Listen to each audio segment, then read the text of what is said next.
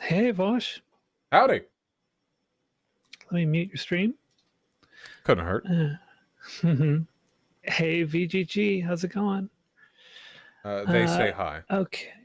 Let's see here. Getting everything ready to go. So, how's your stream been?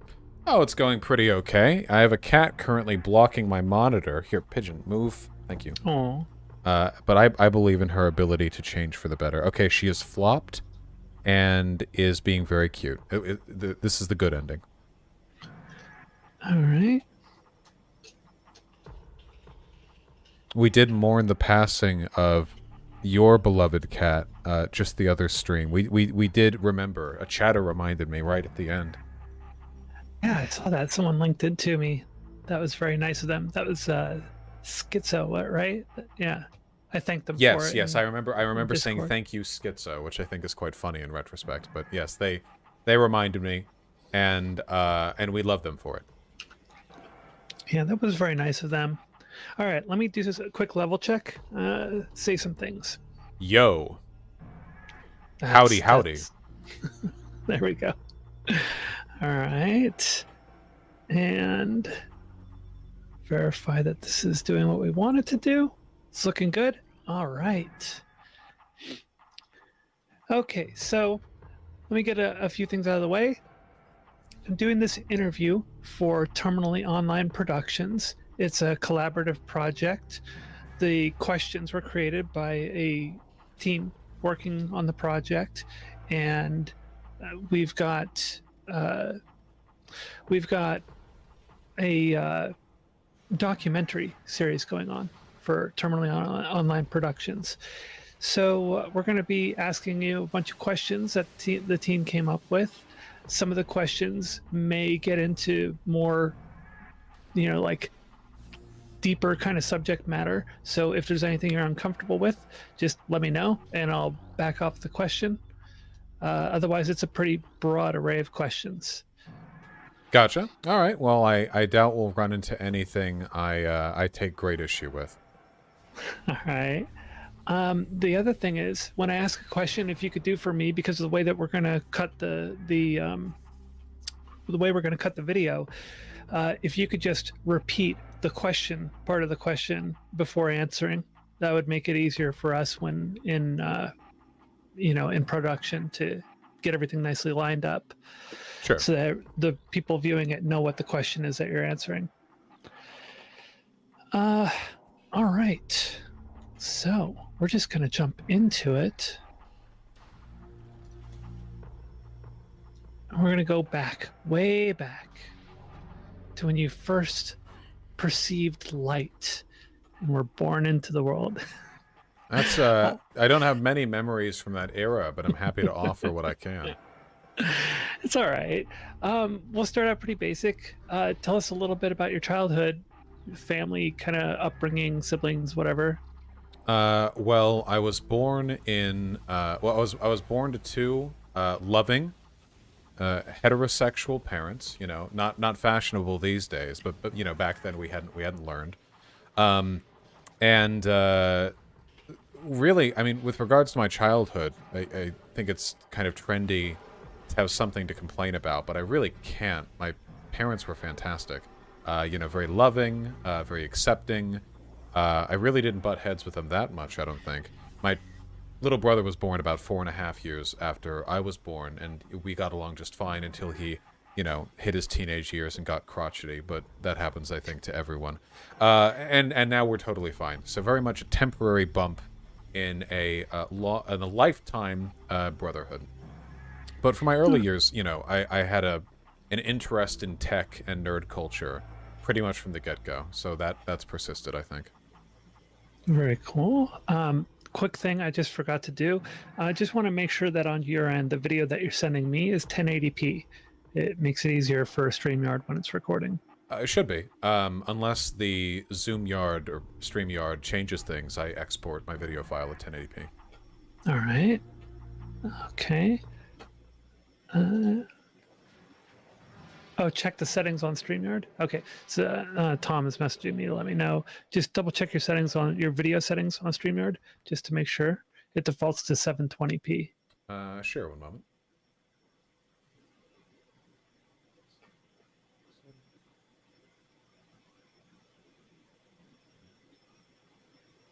Name, audio, avatar. Who the hell is the... Cam mic is what the setting is for it. Cam/mic. Yeah, I'm trying to see where the button even is. You know, normally there's a little gear that you can click on. Oh, here it is. Okay, it didn't appear. Oh, I see. It was at the bottom. I see. Okay, there we go. Yeah, and then it's advanced Advanced functions. options, HD, full high definition. There you go. 1080. There we go. Nice. Okay. There we go. Okay, yeah. So, were your parents pretty supportive of your pursuits, your tech pursuits and such that you're talking about? Yeah, well, when you're, 5 to 10 years old, tech pursuits, I mean, you're like into Lego or whatever. We're not really talking a tremendous degree of parental investment needed. But to the extent that they could, yes. I know that I was in a couple of gifted education, what would you call it? Classes, outfits, and they were supportive of that as well. Really don't have much in the way of complaints when it comes to them. That's actually pretty interesting. The gifted classes or whatever they were they after school or were they like gifted classes or whatever? The gifted classes were largely after school because depending on what you're being assigned to, a lot of gifted courses, sometimes it's just a sort of outside assessment of your intelligence, and you'll get the opportunity for a camp to go to or whatever, and that's what I liked. But in terms of gifted classes inside the schooling itself, that was always unattainable to me because you had to have high grades to do that, and that would require doing homework, and I never did my damn homework. So hold on, we're getting some audio feedback from your end, by the way. Yeah. Okay. Hang on one second. Let's see what's going on with that. This is my first time using StreamYard as a host, so let me see what's going on here. I forgive you. Let's make sure that the audio is coming out the way that I want it to. So I do have echo cancellation on. Say a few things. Hello, hello. All right. So is it feeding you back through my end? No, it's not. It was just like a grainy, static kind of thing. Grainy static. Wonder if maybe there's some interference somewhere, but I don't have my phone even in this room, so it couldn't be that. Oh, it's not making itself present right now. It sounded like your gain was being boosted from something, but it's not present now. It is automatically adjust mic volume. So let me turn that off because I've got a pretty good audio setup here, pro streamer kind of setup, so it probably doesn't need to auto adjust. Just leave it at default. Okay, so as I go quiet, does that sound good? Yeah, you sound fine. All right, and just in case, I'll go on mute when I'm not talking. Okay, yeah, so the gifted after school programs, anything particular? It's like specific with those? And again, try to repeat the question as best you can, or yeah, give us a little context when you answer. With regards to the gifted after-school programs I would occasionally attend, I don't have the best memory, so, I'm probably leaving quite a bit to the wayside. I do remember there was a camp that we went to. It was GATE, Gifted and Talented Education, and that was a lot of fun. I mean, obviously the parents have to shill out the bill to actually get you up there, but it was here, go on a hike, assemble towers made out of paper, fun stuff like that. I remember one time there was this what was it? This really aggravating experience that I had where we were talking about the movement of ballistic projectiles. I don't remember the context or how it came up necessarily, but it was about whether or not it was easier to target things if you're firing straight at them or sort of lobbing your shots like a mortar. It was part of some broader physics-based exercise. I was like 10, I don't know. But anyway, I remember arguing with one of the counselors over that one because I thought he'd given a kind of a dumb... Can I swear? Can I say bad words? Is that fine? Yes. It's kind of a shit explanation, I think, on the part of that counselor. All right. So regarding that, did those courses or the after school program, the gifted after school program, or did they have did they inspire you in things that you did later on? Nah. Those things are worthless for actual education. Those gifted education programs, I don't think I got inspired by them at all. I think they're mostly worthwhile for the social experience that you get, you know? The ability to interact with people outside the normal confines of schooling. I think that's what's most valuable. That's what school is for mostly, I think. We only retain so much knowledge from those experiences, but the ability to work with people in different situations is infinitely more useful for most of the stuff you're going to do in adulthood. All right. Well, tell us a bit about how school progressed for you beyond that. Get us into high school a bit, or leading into high school, and tell us a little bit about your experience there. Well, we had a combined elementary and middle school, so I stayed at the same facility for that whole time. When it came to high school, I mean, I don't know. I wasn't particularly popular. I had autism, you know, so it was kind of a nerdy lad. Oh, I finally died in this game. But I had a close group of friends, and it didn't bother me that much. And, you know, as I got older and puberty hit like a truck, and I was like 6'2" from 12 years old and onward, I didn't really have much to complain about. Were there any significant did you have any significant friend groups that really kind of influenced you through high school in terms of interests and such? Yeah, sure, of course.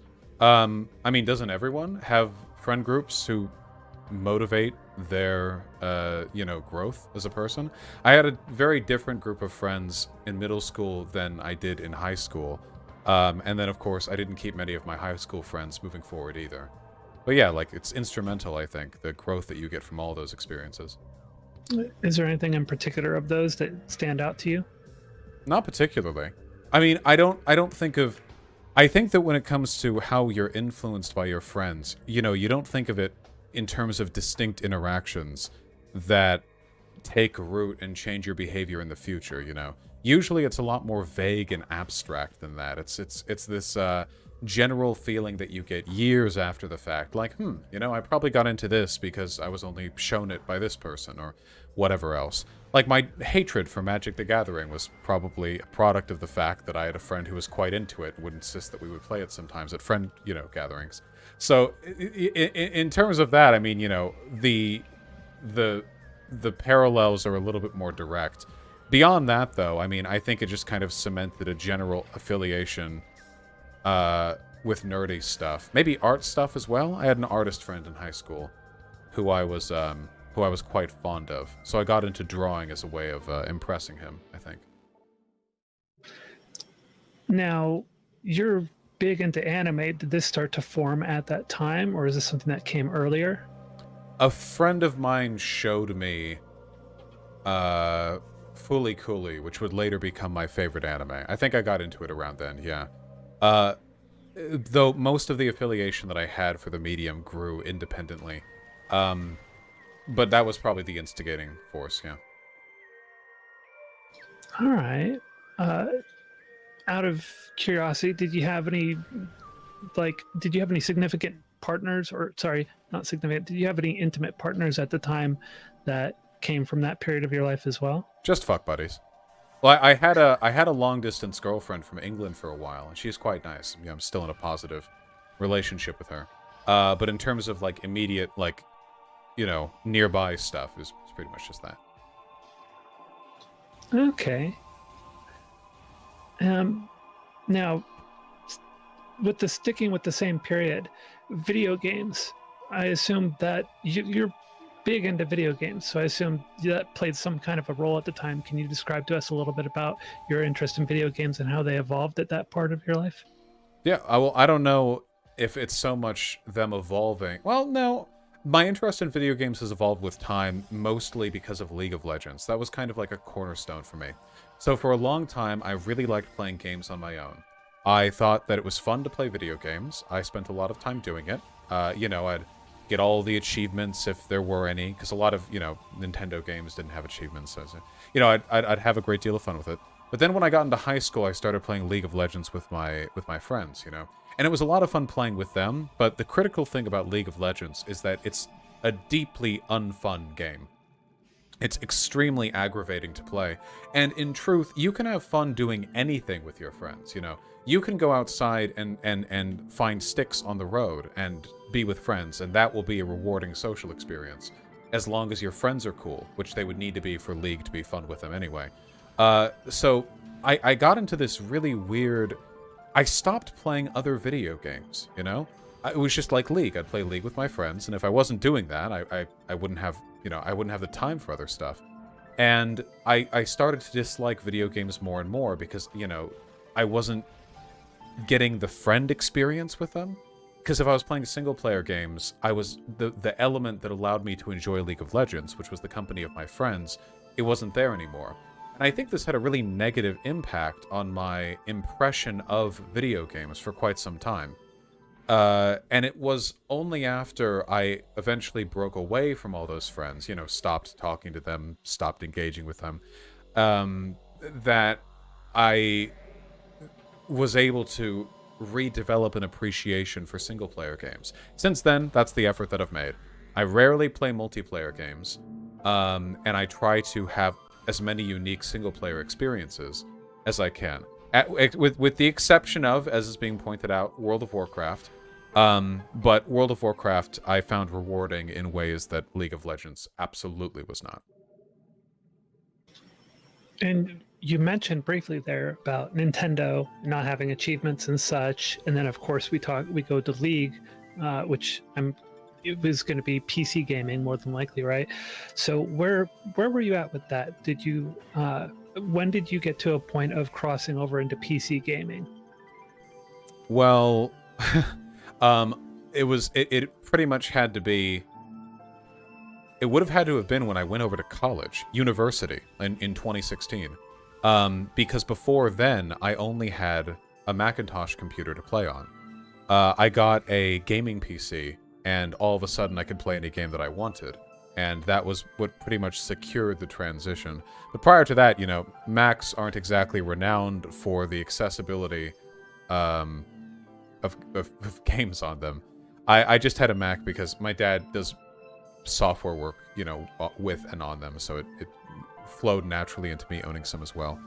But it meant I couldn't really play any games except for Blizzard games, and a couple others like Riot games. Those ones I could play just fine.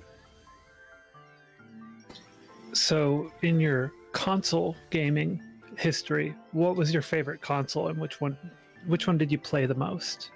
Oh, definitely the Nintendo 64. It was always Nintendo consoles for me, I never really got the hype around other consoles giving you access to all the, the adult games, because that's what people would always talk about, It's like PS2, oh my god, look at these Grand Theft Auto games, oh my god, Xbox, Halo, blah blah. And I stand by this. With the exception of the PS2, which probably has more bangers on it than any other console ever, I feel like the Nintendo route was the good one to go with. You got so many unique titles, while going that route. Like, so many that the other consoles didn't have access to. So I stand by that. And so you've been recently going back through and playing a lot of Nintendo 64 games, right? Which of those are like really kind of do it for you in terms of that really bring back a lot of memories for you? Well, in terms of replaying old games and bringing me those nostalgia feels, right now the Metroid Prime games, which I'm currently playing at this moment, that definitely hits me with some nostalgia. I think that the most severe nostalgia that I felt was probably it probably would have had to be playing Super Mario 64, you know? Or maybe Majora's Mask. Like, those are such classic games. Oh, Banjo-Kazooie as well. These games, it's the Nintendo 64 era that really does it for me. I think those games, unappreciated, really. I mean, they're considered masterpieces, but nowhere near as much as they should be. They are so good. And so few people will get to play them these days because, you know, the copyright's all split up, or it's difficult to get people to understand emulation, and, you know, even then, legal stuff can be tricky, so. And what do you think about the cartridge hype that's going on right now with these rising prices of original cartridges and reproduction cartridges? I don't think it has any relevance to the real gaming industry. The reason those cartridges are going up is because of collectors. The people who buy these are collectors. Anyone who actually cares about playing these games can get them pretty easily. Get them pretty easily through emulation. So I like, it's like NFTs. You know, they're having fun with their, you know, weird own way of, you know, enjoying and appreciating the medium. I don't think it has much to do with average people or their interest in the games. All right, and kind of getting back to the transition into PC gaming, is that what got you into interacting with online communities more? Can you tell us a bit about how you started getting involved in online communities? I got involved in online communities through Newgrounds, actually. Newgrounds, like back in 2007, 2006, that was like it ended up being like ground zero for the, you know, a whole modern wave of animation and gaming, you know? I would go so far as to say that, like, probably the vast majority of relevant animators and game makers today, at least in the indie scene, have been inspired in part by Newgrounds. It's so influential. Really impressive stuff, that.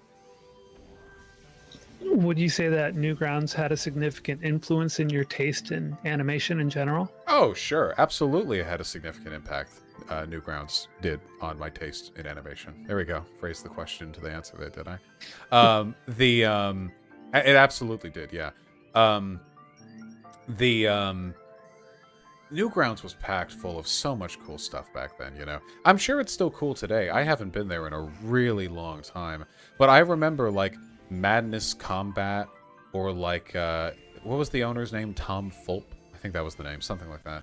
A bunch of other stuff. They were, like, enormously influential on discourse back then. And the forums were pretty cool, too. Because, see, back then, back in those days on the internet, you know, for the most part, social media didn't really exist. Forums were limited to specific, you know, niche hobbies or interests. So if you wanted to talk with people who knew all about car repair, you'd find some car repair forum or something like that, you know. It was all niche interests. But I remember that back in the day, Newgrounds forums were pretty generalized. Obviously, there was a pretty big bent towards animation because that's what the site was all about, but there were, I think the majority of people on there were just talking about whatever they wanted. That, to me, was my first experience with real social media, you know, and this would have been back in like 2007 or so right around when YouTube became a thing. Before Twitter, I think, if I'm not mistaken. So at the time, that was quite a novel experience. Sorry, I had a brief interruption there. Not at all. Okay, so tell me a little bit more about how your interest or your involvement in online communities evolved into broader communication online. Well, So, with regards to how the online communities that I was a part of evolved into a broader interest, I think it's difficult to really trace that, you know, that pathology, like, from start to finish. I don't remember the exact route that I take. I knew that early on I was on the Newgrounds forums and the bodybuilder.com forums for separate reasons, you know. But I liked the generalized community. it would be a long time before I cared at all about, YouTube or whatever else. But I think that I had an interest back then in the, what would you say? The general ability for mass market websites to capture people's interests and cater to them. So websites that didn't appeal to a specific niche, Pretty shortly after YouTube became a big thing, and, everyone knows what happened after that. YouTube's rise in popularity had kind of heralded a huge change in the way people interacted with the internet. But I tried to keep on top of some of that stuff. Not just with YouTubing, but also like when streaming became a thing on Justin TV. That technology was quite new, I think back in 2011 or 2010, but I thought it was pretty interesting, so I tried to follow it as best as I could. And jumping back a little, I probably should have asked this a little earlier, but regarding animation sites, are there any particular animation sites that you're still interested in these days, or that you would recommend to people these days? Not really.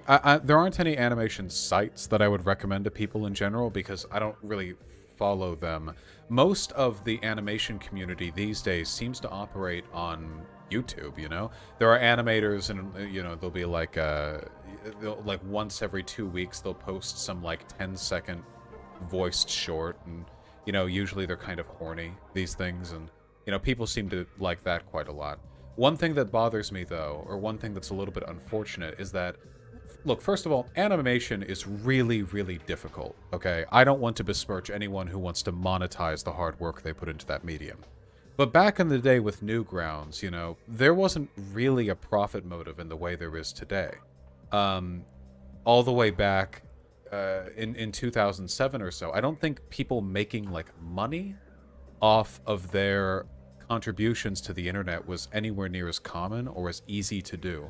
So people would make these weirdo animations on Newgrounds, and it was like completely for the pure artistic satiation. It was just a raw reflection of their interest. But now when I look at the YouTube animation community, so you have like storytime animations where they'll take like funny stories and animate people talking over them and do kind of like an animatic to make it more interesting. People do that for lots of things, not just like funny stories, but also bits from podcasts or other YouTube videos, which is a bit weird, but whatever.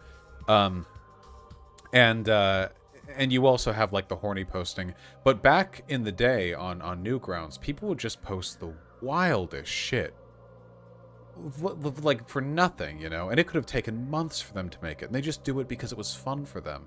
That stuff just isn't as monetizable as the current models are. So maybe what I'm saying is that animation online has grown up a lot, and I think that if you want real artistic satiation, you're going to have to recognize that there's been a trade-off between authenticity and availability. There's far more of this stuff out there now. Some of it's really good, like Has Been Hotel and Hell of a Boss, which are undeniably artistically worthwhile. I think you'd be an idiot not to recognize that.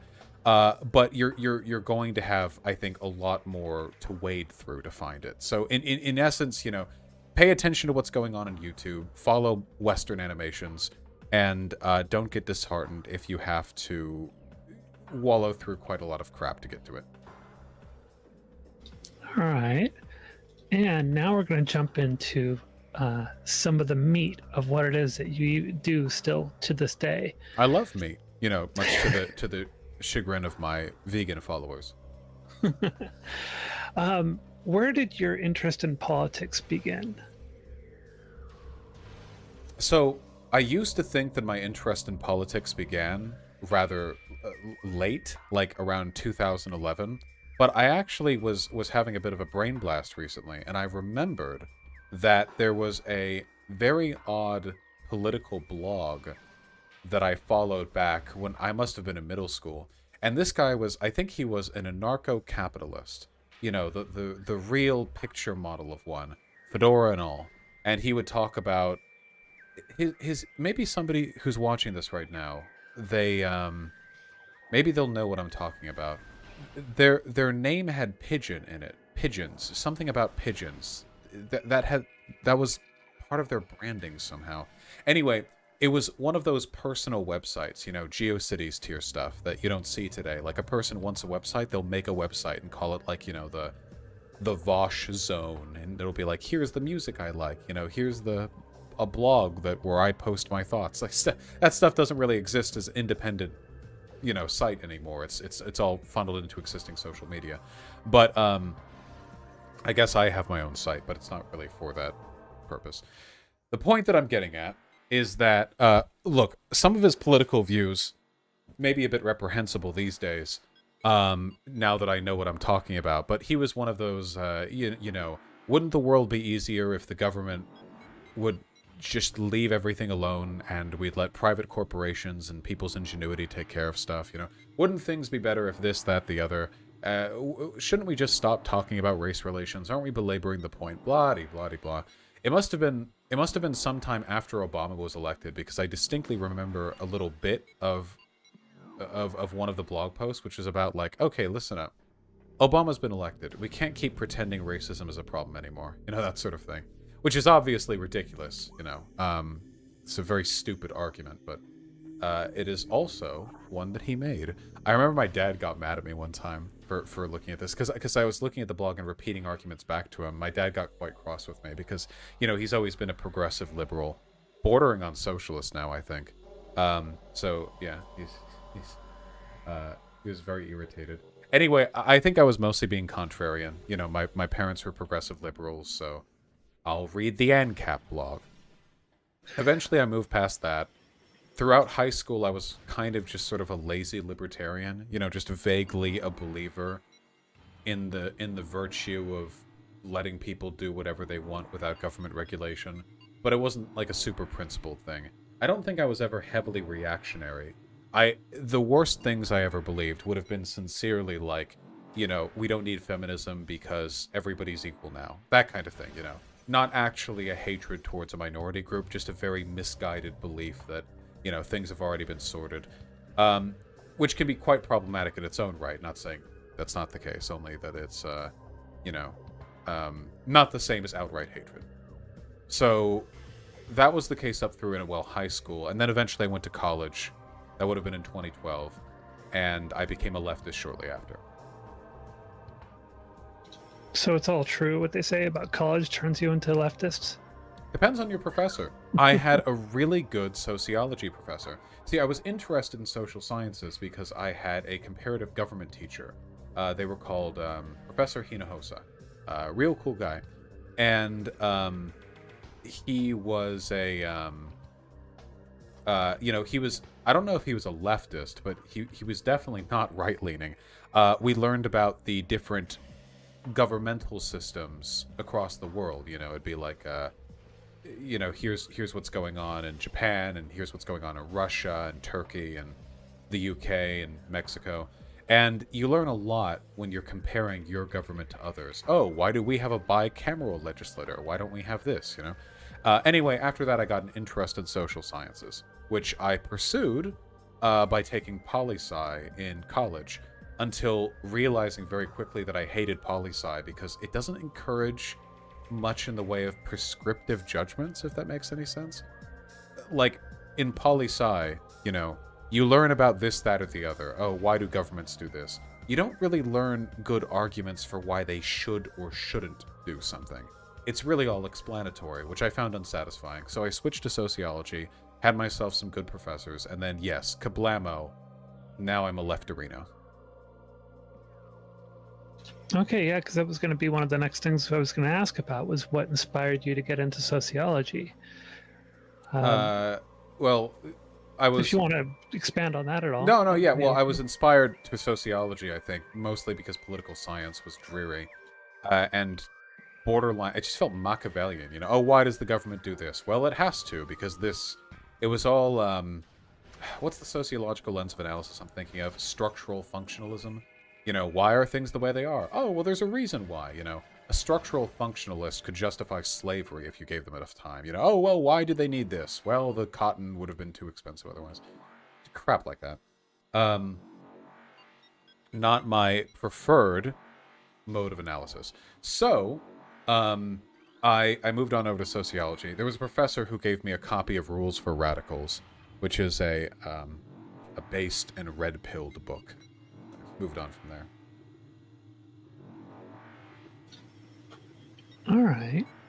And did you have any, besides this professor, did you have any figures in your life at the time that inspired the evolution of your politics?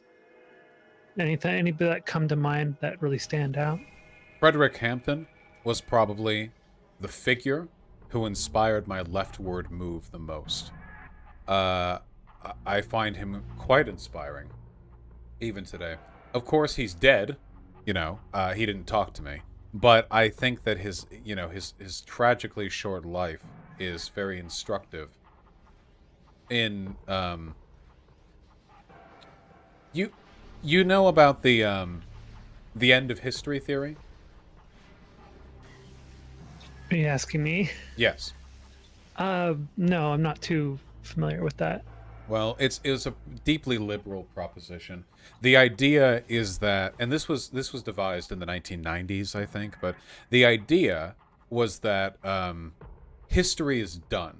Fukuyama, yeah, that history is done. Like history has already happened.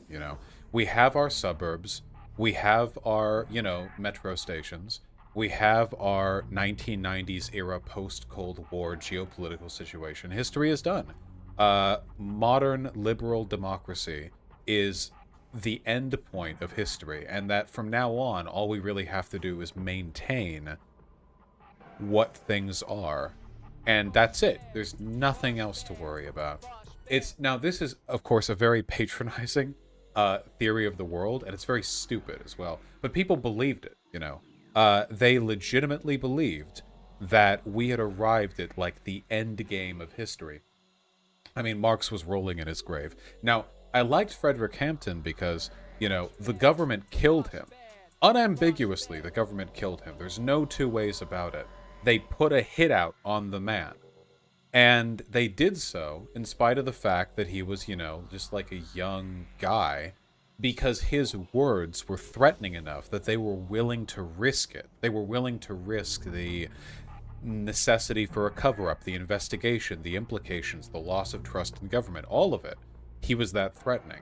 Now that puts the lie to the end of history theory right there. If there are people whose revolutionary language is, convincing enough that they need to be put down like that the government needs to have them killed, then we can't possibly be at the end of anything. Obviously, movement is still happening. I liked Frederick Hampton because his life is a testament to the validity of revolutionary theory, even in a country as developed as the United States. So expanding a little bit on that, like, what are your thoughts on revolutionary theory and, in general, revolution versus progressive change? Yeah, well, my thoughts on revolution versus reform, essentially are that they're pretty much the same thing. See, here are two truths that took me a bit to get. First, revolutions are reformative. Take a look at any revolution to have ever taken place at any point in any human society. They don't instantly change the state of affairs from one point to another. Usually what happens is a different group of people have to take power and then spend years, decades, distributing the historic, the allotment of power to other groups. And that's if things go well. Usually they don't. It takes a tremendous length of time to, in a post-revolutionary society, move things over to where you want them to be. That is a reformative process right there. Revolution isn't an alternative to reform, it's its complement. Revolution is simply a particular means by which you approach reform. And secondly, revolutionary theory, the idea that a revolution should be implemented to change things, is essentially an endorsement of the belief that violence is an acceptable strategy to get what you want. But to me, the idea that this was even contested is ridiculous. Violence political violence is absolutely everywhere all the time. There's no respite from it. Whether you're talking about who you vote in, who will then pass policies to disadvantage or privilege certain groups, whether you're talking about calling the police, whether you're talking about the military, all political power ultimately stems from threats of violence. That's it. That's at the end of the day. And we know that because the last thing that happens to you if you disobey, the mandate of society is you're thrown in jail, an institution which, if you're caught trying to flee from, you will be shot. Violence is the be-all end-all of it, and that's unfortunate, sure, but it also seems to be the method that humans have arrived at for, keeping a functioning, orderly society. We'll see if we improve upon it in the future. Political violence is everywhere. Revolutions are just one particular outcropping of that tendency, and when people get all fudgy about it, oh, I would never stoop to those means, oh, revolutionary violence is uniquely bad, I think what they're doing is implicitly saying that there was no violence taking place to begin with, which is a reactionary and ahistorical mindset. So, building on that a little bit, how has, like, a lot of what you've talked about here, you've mentioned in the past that you identified as an anarchist, and you've qualified that in different ways over the years. Can you talk to us a little bit about what led you to embrace anarchism and how you evolved throughout that anarchism and how you identify today? So, the anarchists in my community, they always get upset with me when I say stuff like this, because you ask about my anarchism, a lot of them say that I'm not one. To be honest, I don't really know. The specific definitions, of anarchism, communism, socialism, seem to me to be very contextual. With regards to anarchism specifically, I am very much aligned with what I understand to be the philosophy of anarchism, the minimization of hierarchy, the belief in autonomy of self-governance to an extent. I agree with those fully. And I say it to distinguish myself from the people who think that the end goal, communism, should be some kind of, lockstep, collectivist, glory to the people is we bullshit. Now, do I adhere specifically to the teachings of any anarchist? No. I think that my beliefs are pretty syncretic. They're pulled from a lot of sources. So I would say more, not so much maybe that I am an anarchist, more so that in any conflict contemporarily and throughout history, I'll probably find myself siding with the anarchists. That's probably the easiest thing to say, I think. Now, you mentioned that you pull from a lot of different sources in terms of how you built your ideas about anarchism. Are there any particular sources that stand out to you? Particular sources that I've pulled from in order to build my understanding of anarchism. Well, I mean, I guess I could just be stereotypical and say like, oh, Kropotkin, Bakunin, whatever. But I think, I think, well, I want to be more helpful than that. It's about particular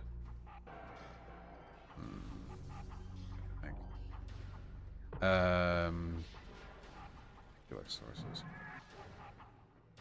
No, honest to God, no. I cannot say that with confidence. What are you responding to? I cannot say with confidence that there are any particular sources from which I've derived my understanding of anarchism. Oh, I see that stand out to you. Yeah. Yeah. I think more just general influences. Information has generally bled to me. I'm generally not especially interested in understanding the minutia of societies I won't live to see. I'm much more interested in the world as it is today and what steps can be taken to make it better or to move us towards, a better state of affairs. I see so many leftists online and they're arguing, oh, well, in a true communist society, you're a reformist or whatever, you're a reactionary. In reality, this is what would happen, and they're butting heads over it. But we're all going to be dead before communism comes about. Let's not fool ourselves. Why argue over this? Do you find any kind of utility or prescriptive utility to anarchism in terms of the society that we live in? I do think there's a tremendous amount of utility, prescriptively, with regards to anarchist thought and how it pertains to the world today. I think that what we see around the world today, more pronounced than almost any other unfairness or injustice, would be the tremendous violent capacity of nation states. More so than any other hierarchy, the nation state, as an avatar for political will, has wreaked unfathomable destruction, both internally within its borders and externally across the world itself. The nation state is useful in some respects. It's very bureaucratically manageable, but if you take a look at what it has wrought, I mean, all the war and the violence, it's enabled a kind of destructiveness which was before completely incomprehensible. And this goes beyond, say, nuclear warfare or whatever. It has to do more broadly with nationalism as a concept, I think. The idea of abstracting conflict beyond the mandate or interest of the individual. This used to be more of a tribal thing, but your capacity for violence is more limited when you're working with literal tribalism. I mean, the numbers are smaller, the level of organization is much less pronounced. What we see now, instead, is people will vote for candidates who will kill millions abroad without even understanding why or caring or even really knowing. Americans will vote enthusiastically for candidates who pledge to bomb countries they couldn't find on a map. This abstraction is very, very much a product of the nation state. And so, if you don't mind me pressing a little, where would you find the prescriptive utility in anarchism to address that kind of a thing? Like, do you have any ideas of how you might advocate for anarchism to solve that problem? I think, with regards to anarchism's utility towards modern prescriptions in the nation state, I feel it is most useful as a corrective force next to other post-nation state projects. Or to put it another way, look at the Soviet Union, look at all the Cold War aligned states.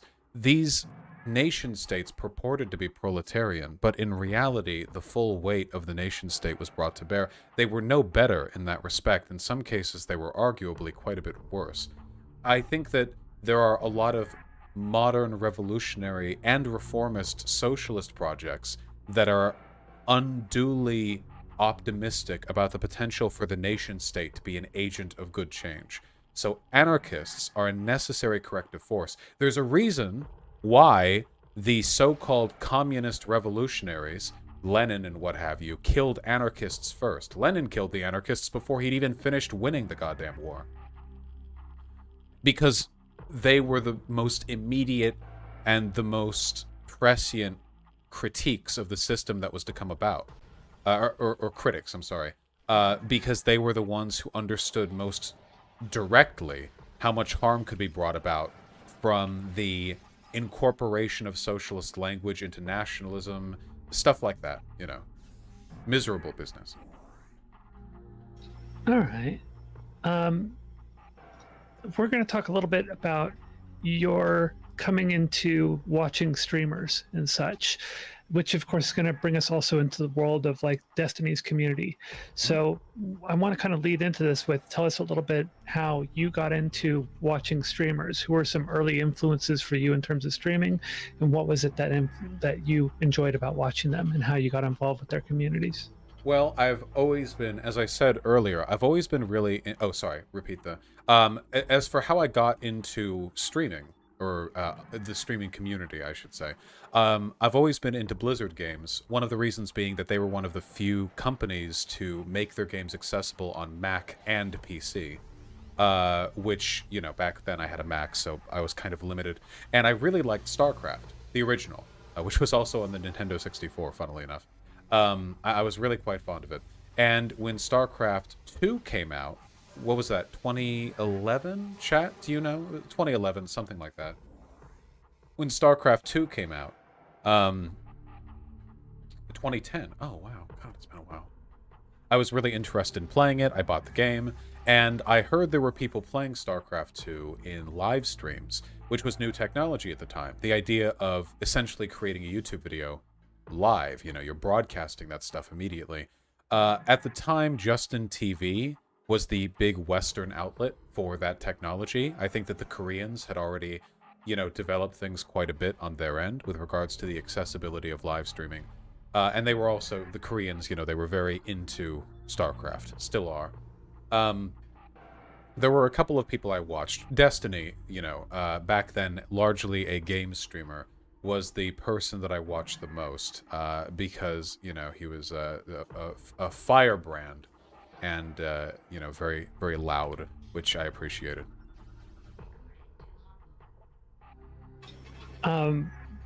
Were there any other streamers at the time that you really followed, or was Destiny sort of like the one really big one for you?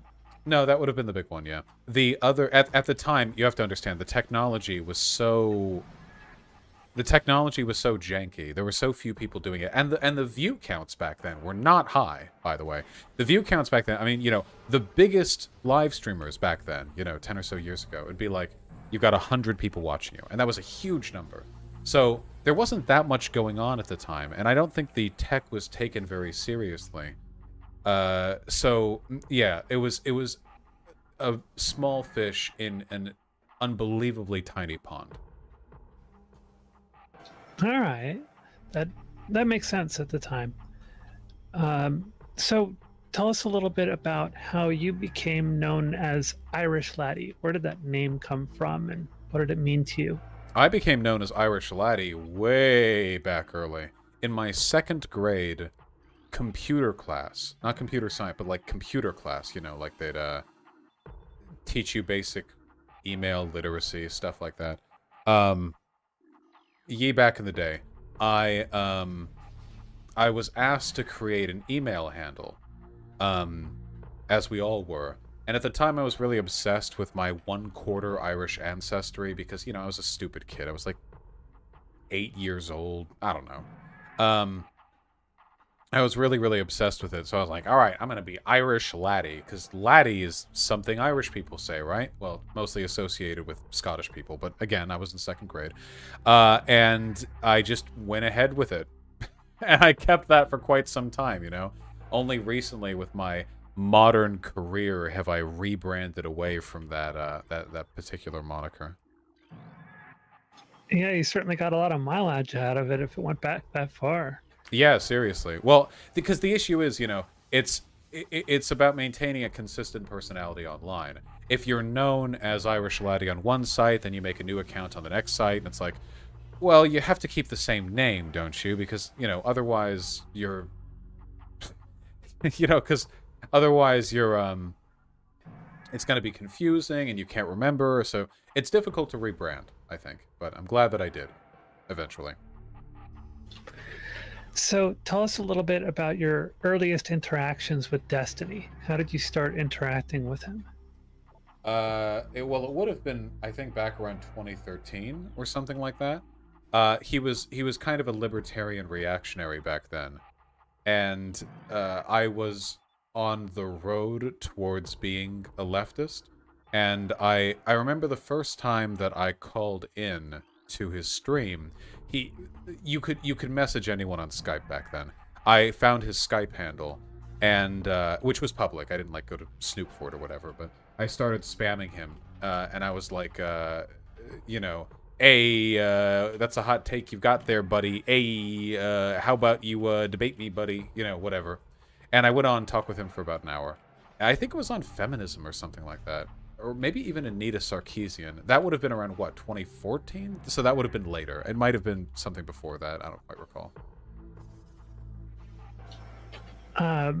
Did you have, for those early debates, how did you find yourself interacting in them? Did you feel that you were you nervous? Did you just have an unusual amount of confidence, or what? Kind of tell us a little bit about that.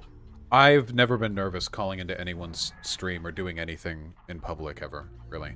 I have no fear of public speaking. I have never had a fear of public speaking.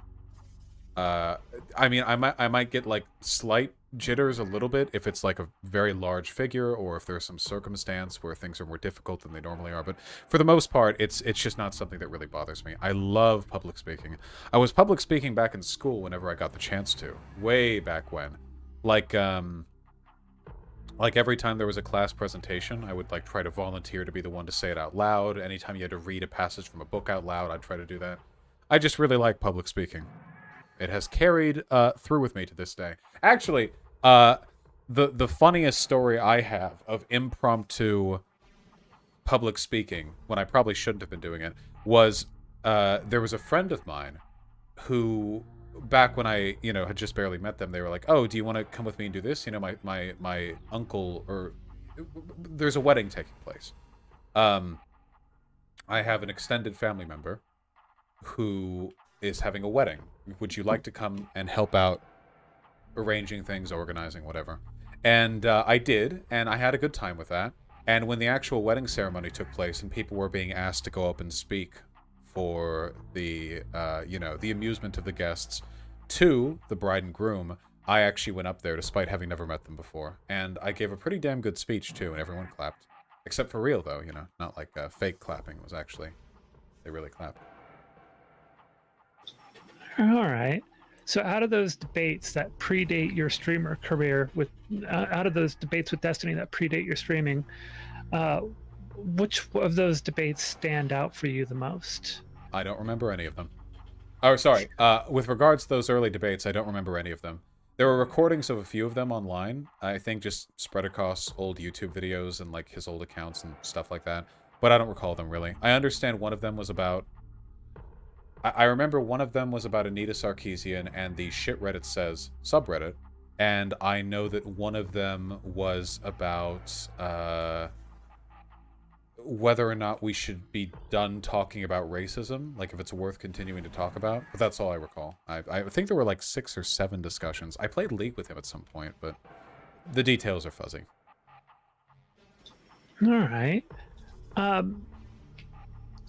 So you met White Nervosa, I believe, in Destiny's community. Is that correct? Yes, I met White Nervosa in Destiny's community.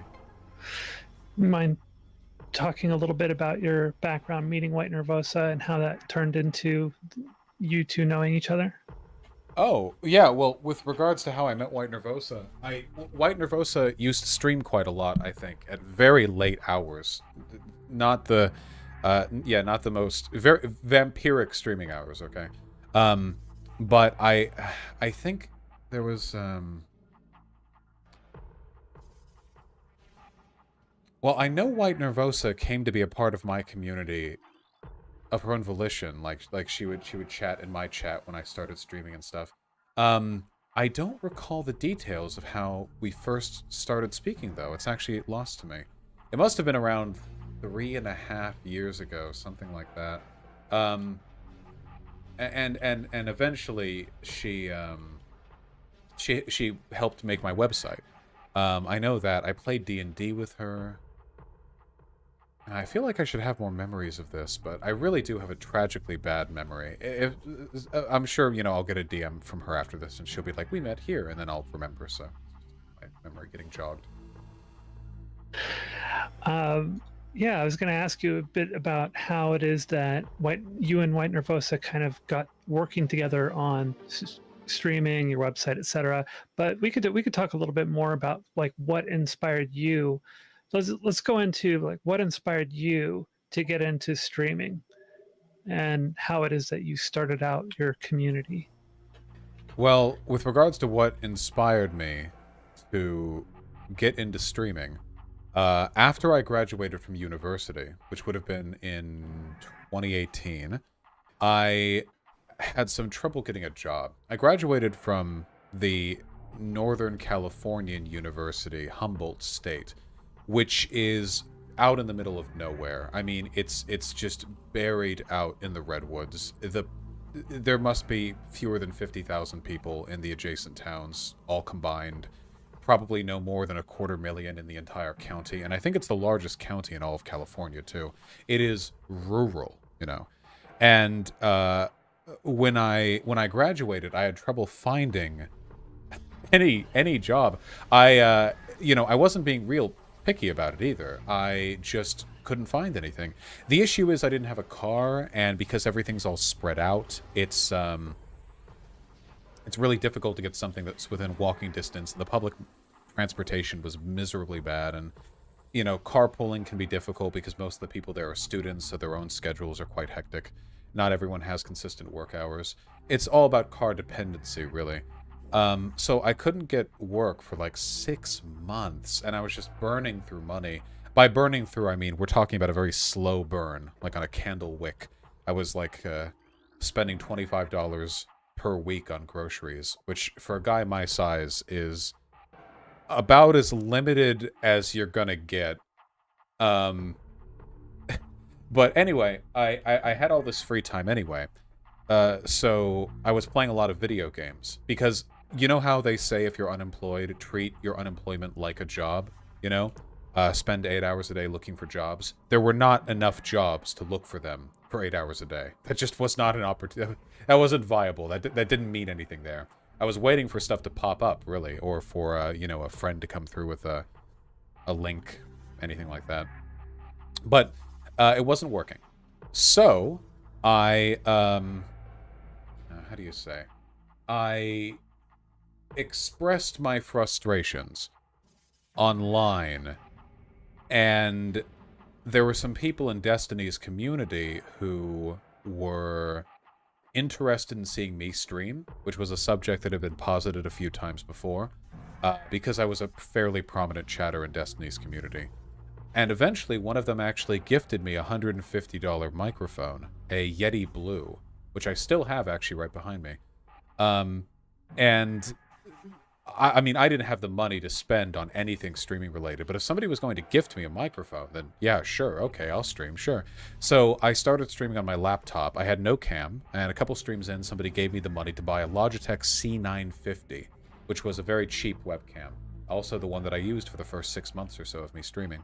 And then I started streaming to an audience of about 20 people at first, which is a huge audience for a just-off-the-bat streamer. It was because I was known in Destiny's community. But things picked up, and after I started getting 40 or 50 concurrent viewers, I realized that I was making more money through donations than I would be able to by working minimum wage. So I decided to abandon my search for a regular job, concentrate on the streaming, and it worked out.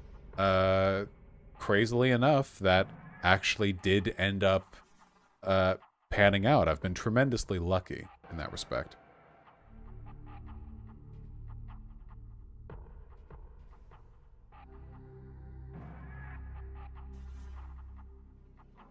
Hello?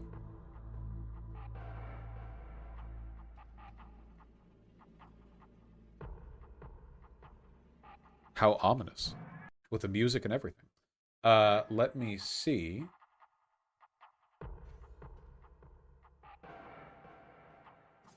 Wait, I can just hop? Wait, I can just hop? Oh. I'll let you wrap that up. No. I've found out. Hello, is all well? Yeah. Sorry. I didn't realize I went on mute for a moment there. No worry at all. I double-clicked it instead of single-clicking it. So you mentioned earlier, I forgot to bring this up, you mentioned earlier that you graduated in Humboldt County, so you're going to college, you're going to university in Humboldt County, I assume. What was it like at the time living in Humboldt County, and what was your experiences like in terms of being a graduate and living in Humboldt County at the time?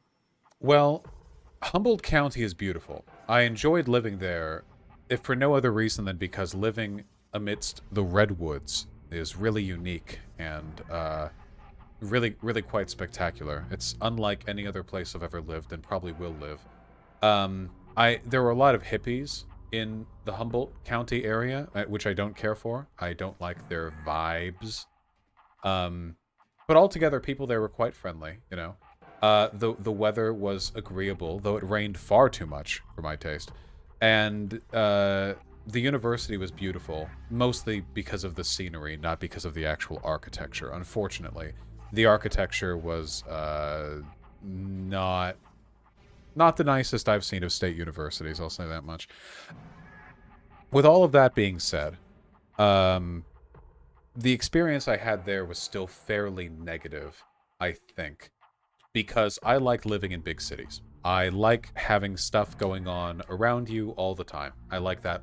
I don't like being out in the rural areas where there's nothing. Even if I'm not doing anything, even if my experience staying inside all day remains the same, I like knowing I'm in an area where a lot is going on. That makes me happy.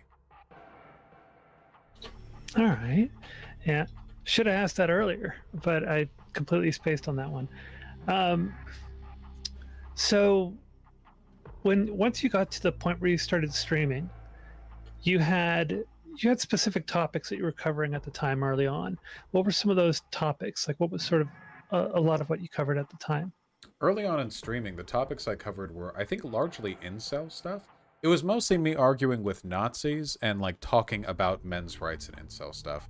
I found that there was an there wasn't enough attention was being, not enough attention was being paid in the far left to men's issues or to meaningfully rebutting the arguments of the far right, you know. Of course, the alt-right is mostly dead these days, and, you know, all the better for it. But I still think it's important to understand ideologically the best way to tackle some of those arguments. And when you had those early discussions going on, like you used to just have a lot of people on to debate you, correct? Yes. I used to have... Yeah, yes. Out of the early days of those debates, like what were some of the ones that stood out the most for you? I don't have strong memories of a lot of my earlier debates. I remember that my form was quite bad in a lot of them. Not that I was too mean or anything. I don't give a shit about that. Just that, like, you know, logically and rhetorically, I could have done a better job. I did enjoy them, though. It was back in the blood sports days. You know, a lot of it was just about making fun of people back then. I feel I've gotten a lot more creative with how I make fun of people now, which is very important. You know, you have to be original. It's a growing marketplace. You can't be the unoriginal, you know, one of the unoriginal ones on that front. Were there any names of like people that you remember that kind of stand out in terms of like just memorable people that came on that you can remember? Yeah, but if I said their names, they would come, and I don't want to give them that satisfaction. There were a couple of people. Well, I've said this since, and I believe it wholeheartedly. There are a good number of people in the online politics scene, left and right, but the more extreme the politics are, the more likely this is, who are deeply mentally unwell. And early on, I didn't really have many qualms with debating people like that, because beggars can't be choosers. But now that I have the opportunity to talk to people like Tim Pool, Charlie Kirk, you know, it seems a bit crass for me to go looking for people who are like, you know, one bad day playing Genshin Impact away from shooting up their school. It's, you know, it's I feel a bit bad about that. So I try to avoid giving some of these groups attention because I feel like I'm negatively contributing to the world when I do so. Fair enough. So do you mind talking a little bit about when you got kicked out of Destiny's community? Yeah. Oh wait, hold on. The game is telling me Sure. I'm bad at the game and it has to explain to me. Okay, there we go. Actually, do you mind if I take a quick break before you answer that? Oh yeah, sure. All right, give me just a moment here.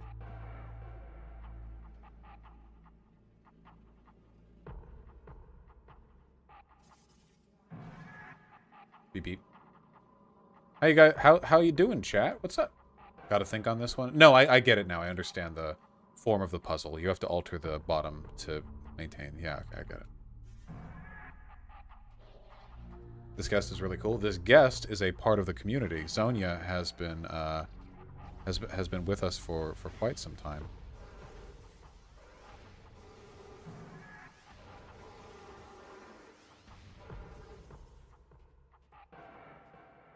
Why did I just do what? Okay.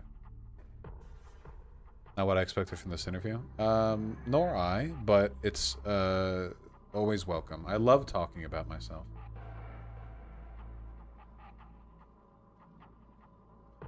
When will you play a good video game? Soaked and left. Is this a sub behavior thing? Do you just get off on people getting mad at you for your bad opinions?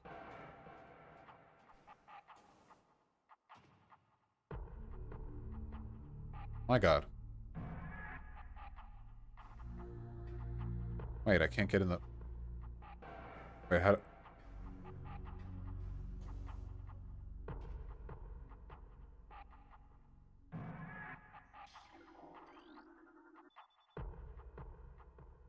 Bendesium wall. Wait, I don't have the thing that can...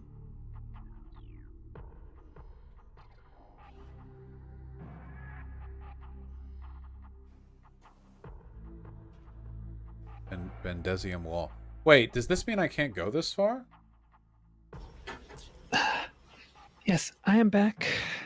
And yes, I washed hands. I know that's what VGGers always ask. Yes, they're exceedingly concerned with hygiene. Let me steer the questioning first, make it a little more specific. Mm-hmm. If you're ready. Yeah. So, talk a little bit, like before you got kicked out of Destiny's community, talk to us a little bit about what your reputation in the community was, or your relationship with the community at the time. I suppose I was mostly just known as like a SJW in Destiny's community prior to that point. After I started streaming, I made an effort not to like constantly try to like talk to Destiny, you know? The term for that's an orbiter, you know, like a person whose streaming career is kind of you know, heavily reliant on their adjacency to another. I tried to avoid that best as I could, I think. But I think for the most part I had a live and let live reputation with the majority of Destiny's community. All right, and tell us a little bit about like what led up to Destiny, if you want to go into it. What led up to Destiny kicking you out of his community? Oh yeah, well there's not much glam and glitz to it, I'm afraid. Back in what would this been? 2017? I think 2017, maybe early 2018. Some time period roughly around then. There was a person in Destiny's community who I found called Poppy, who was kind of you know the term like lolcow? She was on the Discord quite often, and she would like, you know, like people would like make fun of her because she had some outlandish takes, and I don't even remember what the takes she had were. They had something to do with feminism, but I don't remember what. But I didn't find it as funny as a lot of the other people did, or at least I felt like she was treated a bit unfairly. So I talked with her and we became friends for about 6 months.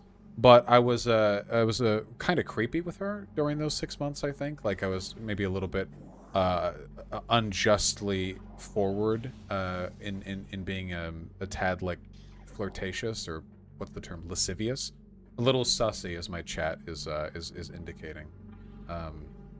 With the emote spam right there. Either way, it was inappropriate behavior, no getting around that. We eventually had a falling out sometime in 2018 due to something unrelated. I think it was an ideological disagreement. It had something to do with with whatever it was that tended to lead to her arguing with the rest of the community. It was something like that.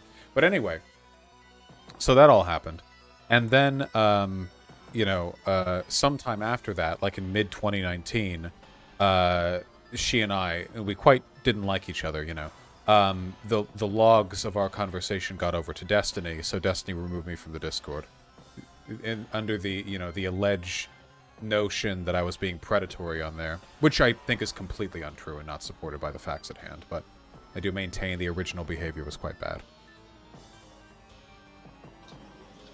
Did you have any kind of like, what was, once you got removed from the community, did your relationship with Destiny sour at the time, or was it already kind of soured?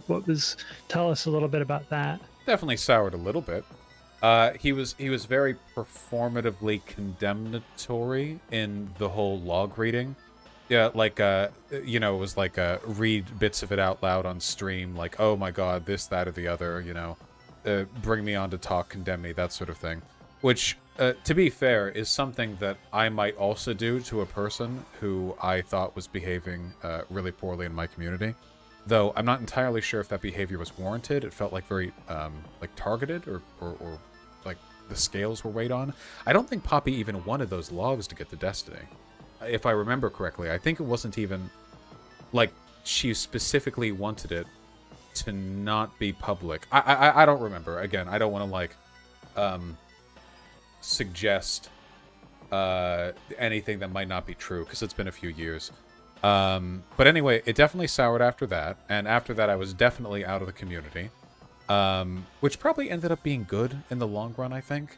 And a bit after that, I was banned from Twitch, so it was kind of a subsequent removal from the community, then removal from entirety of Twitch.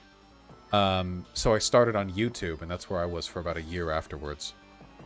And that's what I was going to go into next, was talking about getting kicked off of Twitch. Do you mind going into that a little bit? Talk about the fateful incident. Oh, Perhaps not as tactical as one would have thought incident. Oh no, it was still quite tactical, I think. The tactics were sound. The strategy was bad. The tactics were good though. How do you say? So I was on the Kill stream, which was a Nazi podcast basically, or like a Nazi like live stream. And you know, they were doing their thing, being, you know, Nazi-esque, Nazi aligned. And they were saying the N-word quite a lot. And because I was on YouTube... Oh, sorry, no, wait, I was on Twitch. Wait, hold on. Did I get banned for Twitch for that? No, wait, I got... No, I'm so sorry. I'm terribly... I might be mixing it up. No, I mixed it up. My apologies. No, if you say the N-word on Twitch, you'll get banned no matter what, I guess, unless you're black. I got banned from Twitch because of the Israel thing. That's right. Okay. Oh, right, all right. Right, Sorry, so there were so many incidents in my past, you know? I should have clarified. Right. I should have gone No, through. I'll give the full context, okay? Yeah. So, shortly after the excision from Destiny's community, I had some spicy takes on Israel, and that got me banned from Twitch. Namely, I was rather hyperbolically reacting to a piece of propaganda written by an Israeli fascist. You know, Palestinians aren't people, they should all die, blah, blah. And I said some unkind things about Israel. Not to belabor the point, also I'm on Twitch right now, I got banned for it, and I had to go over to YouTube. Shortly after I was on YouTube, I was on the Kill stream, which again was a Nazi live stream podcast kind of dealio, and they were saying the N-word like crazy. N-word, N-word, N-word, which on YouTube isn't TOS, funnily enough. But after a while, they stopped. They started saying N-word instead of the N-word. You know, they would say the abbreviated form. They would not the full slur in its entirety. And I felt like the reason they were saying the slur was to cow me. You know, to like trigger the SJW. You know what I mean? You understand what I mean when I say that, right? Like, that they would use it frivolously as a way of disarming me. It's a pretty common strategy that people on the left, for example, you know, they'll use strategy like this when talking with Christians sometimes, Christian moralists. They'll be like, yeah, I am satanic. Yeah, I do worship the devil. It's a way of disarming somebody by leaning into their, you know, moral objections. So they thought they were doing that with me, but I don't mind hearing the N-word, so I used it back at them. I said, like, why are you saying N-word now instead of the N-word, which I said in its entirety, you know. And after that, they shut up for a bit. So I feel like strategically, maybe not worthwhile for all the trouble it caused me, but tactically in that moment, it did what I expected it to. It got them off their footing. Right. Yeah. Exactly. You know, it'd be like, again, to use that Christian analogy, it'd be like, you know, if I was like some Christian, they were like, we love Satan, bleh, you know, they have the upside down cross, and I put up the horns, you know, to indicate that I wasn't really bothered by what they were doing. It took them off their footing, I think, but... Well, so once you were off of Twitch from the Israel takes, how did you cut over to YouTube at that point, right? Because you weren't dual streaming at the time. I think you were just streaming to one. Correct. Right. So if you could talk a little bit about your transition to YouTube and how that affected you. Well, after my ban from Twitch, you know, I had my in-group at that point, the core elite interior Vaush squad, you know, people who gave me advice and such. And they recommended, most notably, leftist tech support, who also helped me build the computer I'm using right now, though we don't talk as much anymore for reasons that I don't actually remember. But anyway, he suggested that I should just go to YouTube streaming immediately, next day. No delay, no bother, don't even let it phase you.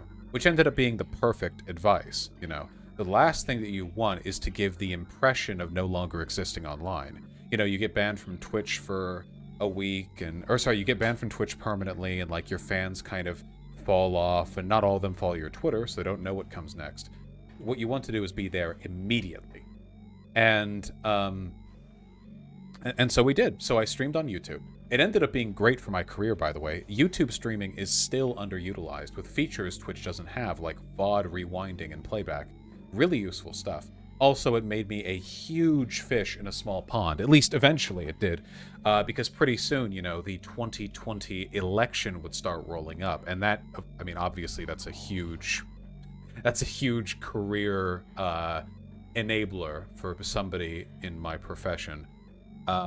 Being on YouTube helped a lot. Also, a laxer TOS on YouTube meant that I could pursue the edgy debates to my heart's content. I wasn't limited in ways I might have been if I was still on Twitch. And sometime soon after this is when White Nervosa started working with the DGG code base, right? Or started working with you on developing a site. Can you talk a little bit about how that started, how that came to fruition? Of course. So I don't remember if I posed it or if she did, but the issue with YouTube, the main one, is a low level of customizability when it comes to their chat. YouTube chat is not highly customizable. It's better now than it used to be. They've definitely made improvements, but on the whole, it's still rather stark. There's not much you can do there. Twitch chat, comparably, is still much more customizable. So, in lieu of Twitch chat, I don't remember if I brought this up to her or if she brought it up, but White Nervosa took on the role of building a website for me, one based off of Destiny's website code, which was open source. There were 2 licenses, one of which was for the website, DGG, and one of which was for I think the images on it. Essentially, the legal business was, it was all good to use resources from the site. You could borrow the framework of the site, but not the images associated with it. So that sort of thing, you know. I'm not really familiar with the details. I trusted White Nervosa to handle it, and I think that she did. I have, you know, a v.gg, Vaush.gg now, and it slaps, and I love it. And I'm very happy to have had it too. I don't know if I would have continued streaming if it weren't for this website, because the ability to customize your own community is just critical to having a good experience, you know? If you feel like your chat is just this distanced alien entity over which you have no control or possession, it can be really unfun to stream sometimes. But thankfully I didn't have to worry about that.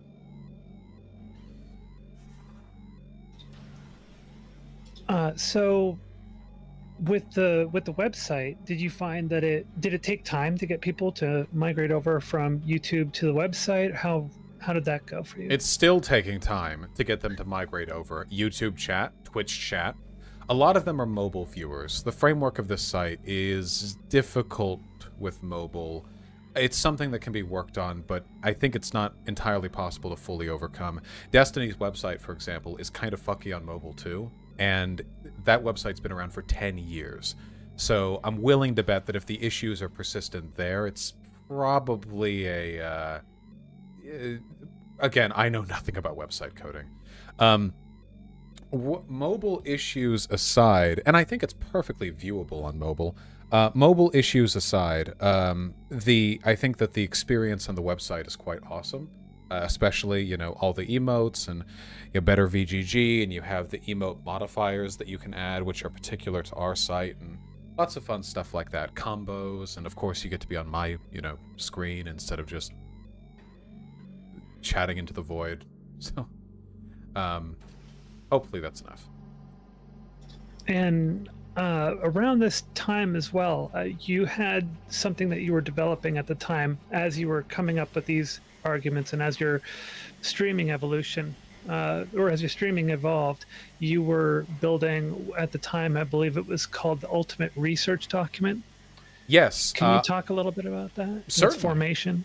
Yeah, I still have the Ultimate Research Document active today, but it's been a while since I've gone over it. About a year, I think. The issue is, this is going to sound like a... Oh, jeez. This is going to sound like a horribly conceited thing to say. I feel like most of the issues that I have these days... how do I put this exactly? The purpose of the research document was to compile useful academic evidence in service of progressive arguments in a manner most people could understand. So there were plenty of research document like Google Doc compilations online already, but a lot of them were either heavily academically, sort of gate-kept, where you'd need to know a lot of academic terminology to follow them, or they were just huge link spam. If you've got a good argument to make, you can make it in like 2 or 3 studies, I think.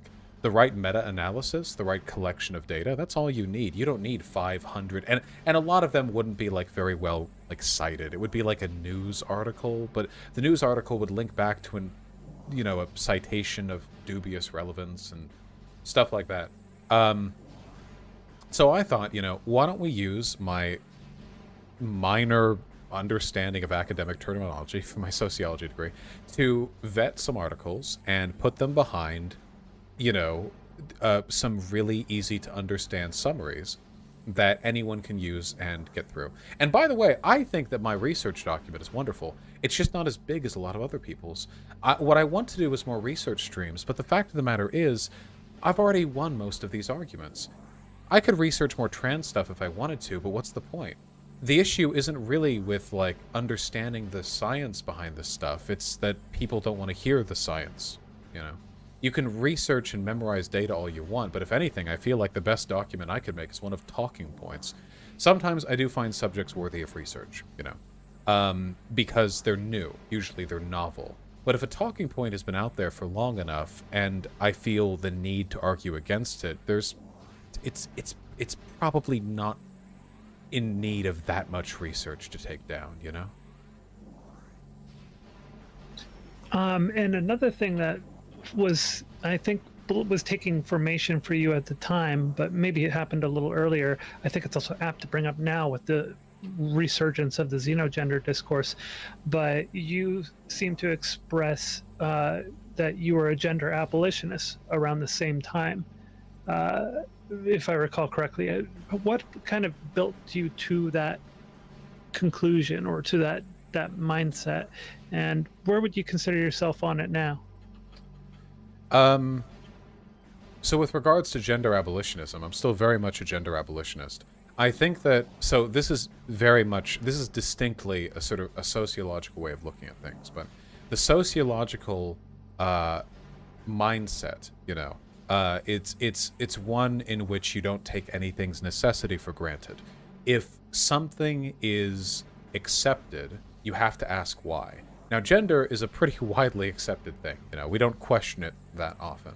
But I think if you think about it, you know, gender, what it means, what we expect it to mean, what value we get from it, for a little while, you realize that it's honestly pretty dumb and arbitrary. Like, really, what are we getting from it? Like, gender is a concept. So you can use sort of primitivist roles, if you'd like, you know? Okay, well, maybe you expect women to do this and men to do this, because back when we were hunter-gatherers, it would be better for us to do this, that, or the other. Well, we don't live in that world anymore, do we? Of course not. We live in the modern world. You can argue that there are maybe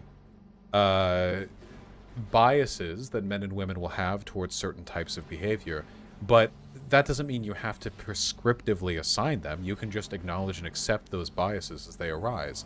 There's not necessarily a link between that. The is-ought is not broken by gender. There just isn't an ought there. There's only an is.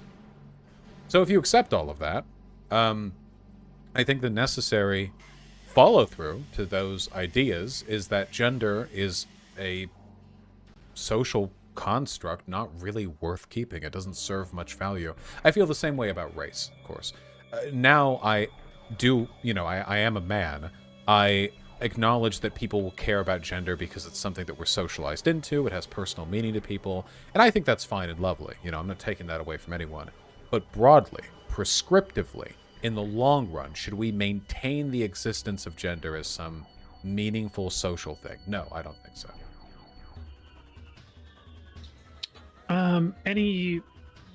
Any insight into like kind of like where in what point in your life you started to come to the conclusion that gender abolition was sort of the prescriptive approach that you preferred?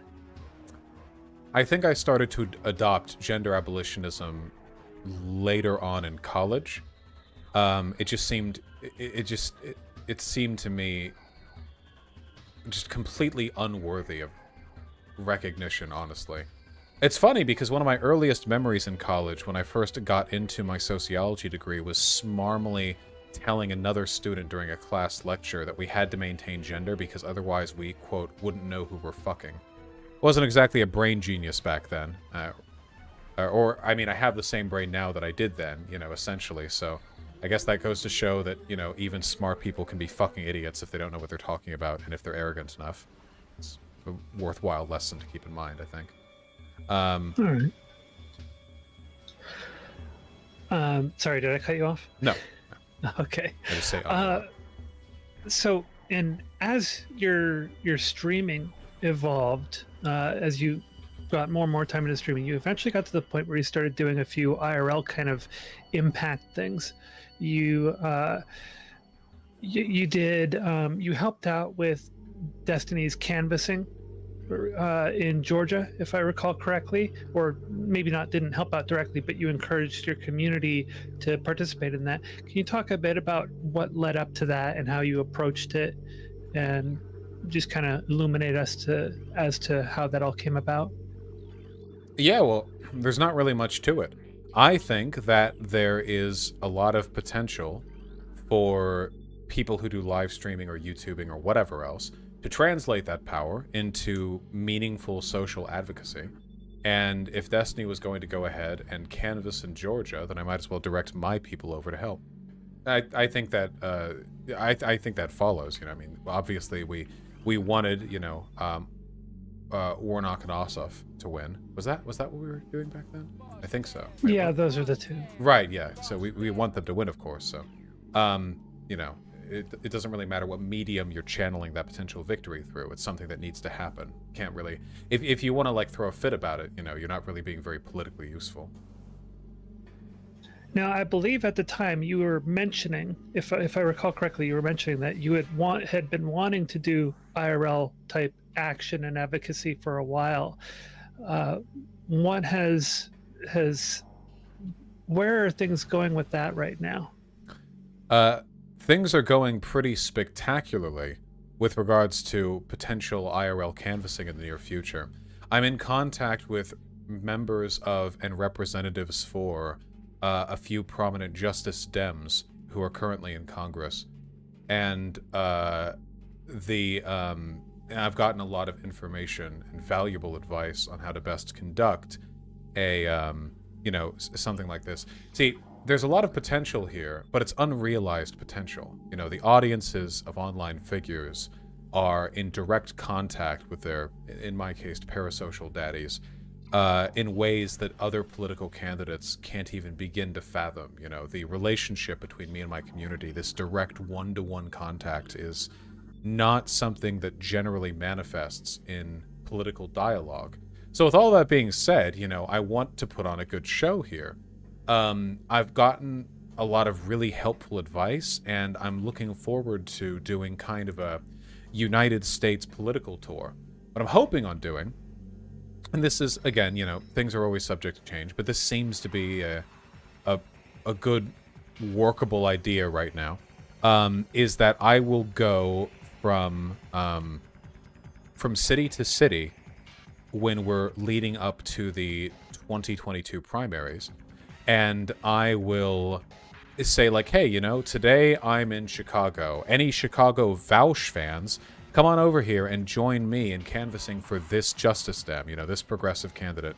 And then the next day I'll be in Pittsburgh, and the next day I'll be in New York, and so on and so forth. Anyway, I think if done well, that could be a really effective way of mobilizing an audience. Do you have any concerns of your edgy past coming back to potentially sabotage those efforts, kind of with what happened with Destiny in the Omaha race? It can happen, but I'm not particularly concerned here because Destiny's critical error was directly associating himself with the candidate. He was taking pictures with that mayor. You know, that makes the mayor very vulnerable to any attacks based on association. I have no such intentions. I will spend a day there and invite my community to join me in canvassing for that candidate, but I will not be going to brunch with any of these candidates or taking photos with them or anything like that. I think that will limit the liability significantly, which is, of course, critical, because, you know, obviously I don't want to feel as though I've contributed to the downfall of a campaign. And you, in addition to IRL activism, you've also expressed an interest in doing fundraisers, and you've done a couple of pretty big fundraisers, correct? Can you talk a little bit about the fundraisers and where those came from and where they're going to now? Yeah. With regards to fundraisers, I've done 2 major ones, I think. Is it 3 now? I think it's 2. The first of which was a fundraiser for the PCRF, the Palestine Children's Relief Fund, which is a humanitarian organization vetted by the United States, the United Nations, etc., which provides aid and relief, mostly medical, to children in the Gaza Strip, you know, which is as good a humanitarian cause as you're ever going to get. We raised nearly $400,000, so I'm pretty happy about that. Oh, wait, there was one before that. We did a quick 5-hour BLM fundraising stream. BLM bail funds, you know, to the people who were arrested during the protest, to get them out on, you know, back to their homes, back to their families, to raise bail money. We got about $20,000 from there, which was nice. Oh, sorry, was it about 300K, not 400K? I'm blowing myself up in my mind. My apologies. About $300,000, not 400,000. Well, I still think it's nice. But you know, we had that. And then more recently, it was about $1/8 I think, about 130,000 for Planned Parenthood right after the Texas bill was posed, which of course, you know, now the Supreme Court hasn't challenged, and soon we might be losing Roe versus Wade, so that's cool too. Yeah.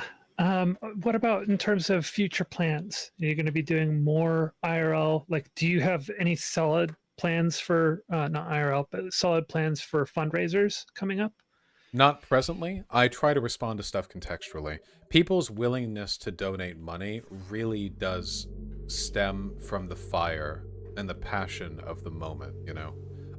So if it's sort of like you know, this is just a general fund for this, that, or the other, people won't. But I do regret not getting involved with the most recent strike funds. That was my fault. I should have. I you know, a lot of this comes down to my energy levels. If there's another big like worker advocacy dealio, any big situation that really demands attention, something fiery, something that gets people going, I will absolutely consider going ahead and doing another fundraising stream. Oh, thank God, a save station. It'll really depend on the logistics, you know. How much do I feel I can really help? Will this money just be going to a void? Stuff like that. But I want to. Ideally, I'd like to do another one before the end of the year, like around Christmas time. But I have no specific ideas as to what that would be. And if I have to wait a little while to think of a good one, I want to. Because the thing is, you know, there's a mystique to these fundraiser streams. The first one, the PCRF, nearly $300,000. That's a huge amount of money. And as long as my fundraising streams remain powerful, you know, that reputation will be meaningful.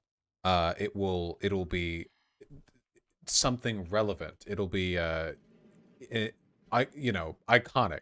It'll be a real how do you do.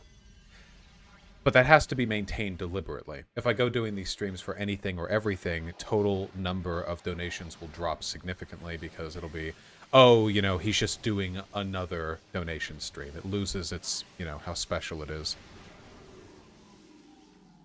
All right. I'm going to go through a few like criticisms that we can kind of broach, things that you or your community have been accused of. Then we'll talk a little bit about common Vaush or VGG memes. Hit me up. So let's go in with a little bit of like the criticism stuff. So VGG gets accusations of brigading and you encouraging VGG or the VGG community of brigading other creators that you've had conflicts with. Can you talk a little bit about what your position is with that and how you communicate your feelings on brigading and harassing the community? Honest to God, I think that my community is remarkably responsible when it comes to brigading or anything else of the sort. I've always had a standard. If you find a member of my community being abusive towards you, you know, not just mean. I don't have an issue with my community members being mean to people with bad takes, you know. Not just disagreeing, but properly abusive, you know, harassing, hate speech, you know, stuff like that. Let me know, give me a screenshot, and I will deal with them. I've yet to get any, not one, in nearly 3 years. There have been people in my community who haven't behaved the best, but it's interesting because I've gotten brigaded from plenty of other communities. Of course, at my size, that's definitely going to happen. And overwhelmingly, like in an instant, I see more bad behavior from other communities than I do in years of my own. Now, this isn't an indictment of those communities. I think that to an extent, brigading and harassment are just kind of a part of online communities disliking each other. The goal should be to mitigate it, but it's dumb to pretend that it's like something you can eliminate completely, just, you know, across the board. But I really think my community is quite good about it.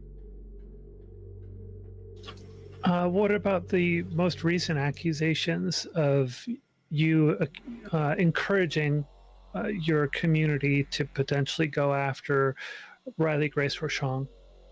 I think I said if Riley Grace Rochon, after a 2-hour conversation in which I can't even get into the context of this conversation. After the conversation that we had, if she had, as a chatter said she had, said that I would be okay with having sex in front of children, a position I explicitly did not take during that conversation, that I would be okay, you can do whatever you want with her. Now, when I said that, what I meant was you can be as mean to her as you like you don't have to worry about being like charitable or whatever. And my follow-through on that would be, I was right. I don't care. I mean, honestly, what you're going to accuse me of this you're going to pedo jacket me after a conversation in which you're being indicted for pedo jacketing other people, and like at the end of all of that, I'm like, well, if she really did say that, I don't care how you treat her. Like, no, of course. Now that's not an open handle of bigotry, of course. If anyone in my community went about like dead naming her or being transphobic or like hate speech or like doxing or anything like that obviously I assume my community is well intentioned enough to understand my what I mean by you can do what you want to not mean you can literally show up at her house and kill her. I don't think anyone's interpreted that meaning from it. And to my knowledge, she hasn't gotten any horrific abuse to that effect. So it seems like my community is as good as I think it is.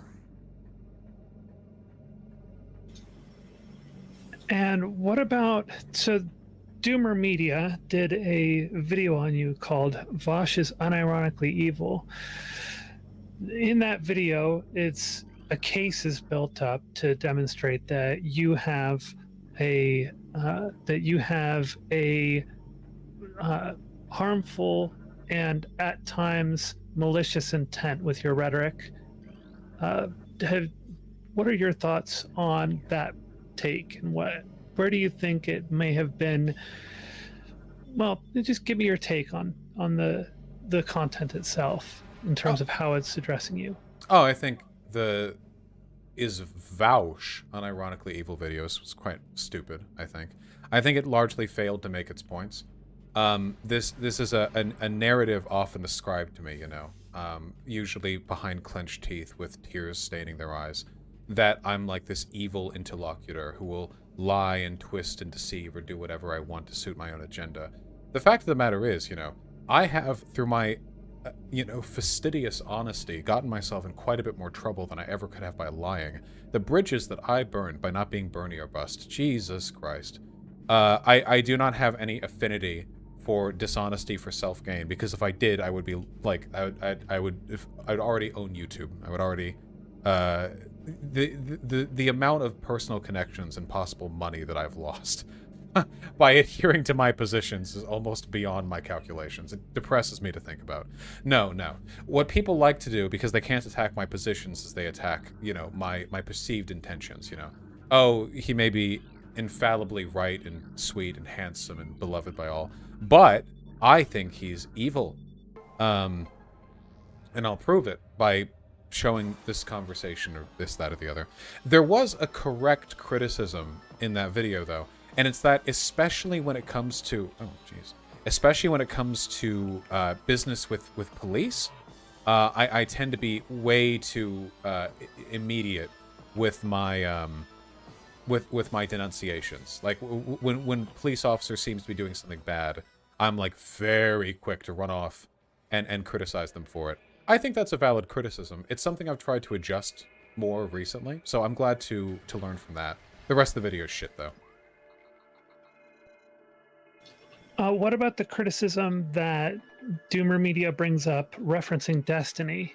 Because it's a criticism levied at you from Destiny originally, if I recall correctly, about you effectively being utilitarian and the ends justify the means. Can you talk a little bit about where that came from and what your position is on it? Utilitarianism is the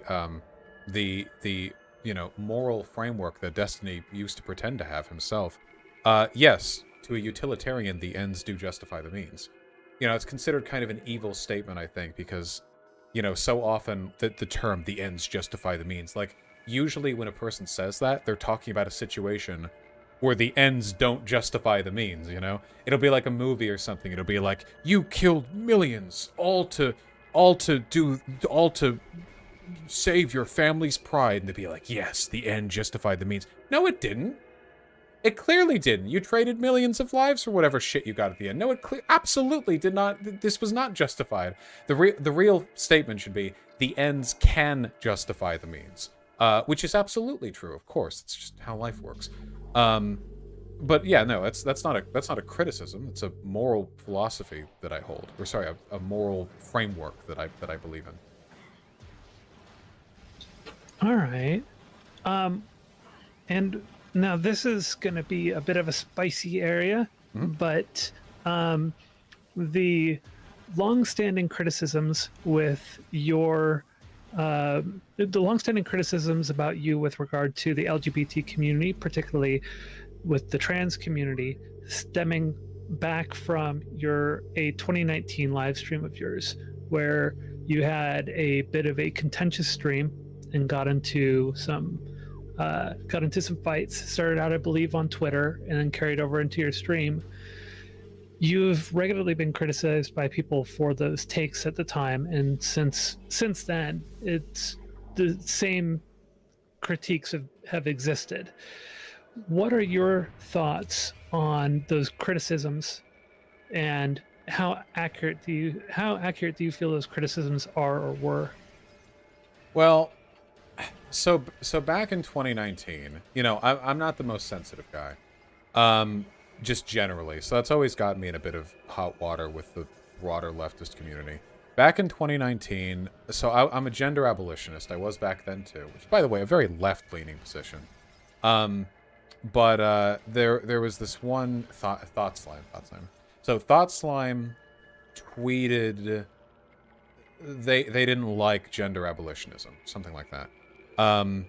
And somebody in a reply to that, they added me, and they asked, well, what do you think about this, Vaush? And I said, well, I think it's stupid, of course. And then ThoughtSlime blocked me. And I think afterwards, from behind the block, ThoughtSlime vague tweeted about me, saying something like, cis people commenting on gender abolitionism. It was something like that. I don't remember all the details, as is the case with a lot of my life. But anyway, that didn't bother me too much. What bothered me was the smarmy, sneering, dipshit fuckwits who woke scolded me afterwards, You should listen to the trans people in your life and stop blah, blah, blah, like stuff like that, And again, the only thing that I've said here is I believe in gender abolitionism. They're sneering condescension, perfect for Thought Slime's community. So they were quite frustrating, and I made a mistake, which was talking to them. Which what I should have done was ignore them, like the fuckwits they are. But I got angry, because I was actually engaging. Classic mistake on Twitter, and I got so frustrated that when I woke up the next morning, I fell asleep tweeting at this person, and I'm sure the tweets are still out there somewhere. And I woke up the next morning quite angry still, and I said, I'm gonna do a stream. I'm gonna stream. I'm streaming through my anger. And Vermin, who was at the time my partner, was like, Vaush, please don't do that. I did it anyway. And I had a whole stream where I was, slightly unhinged, I think, I'd say. Probably. A little bit, maybe.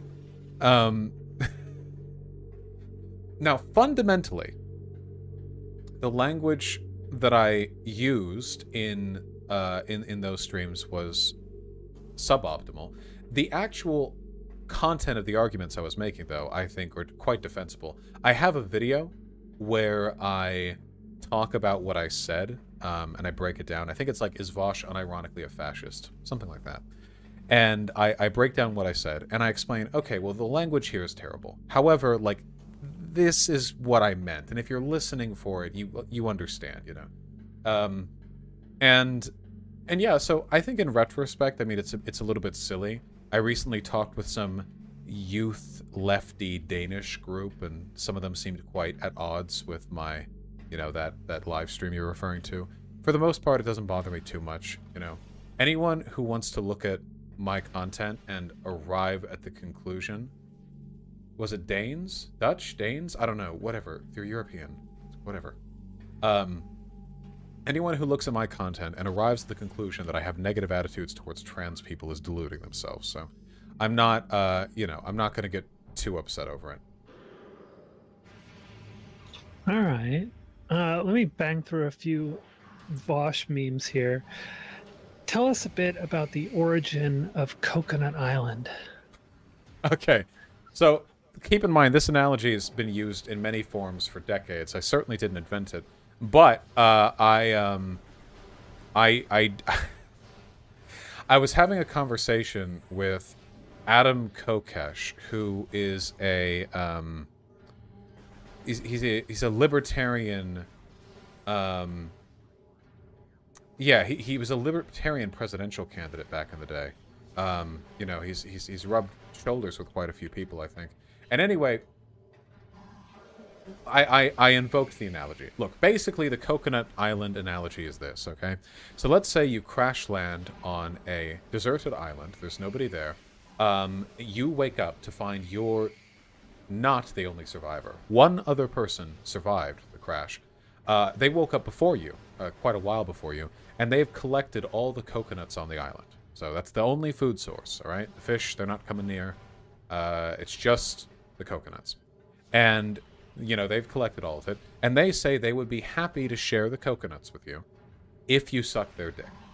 And the question here is this a coercive exchange?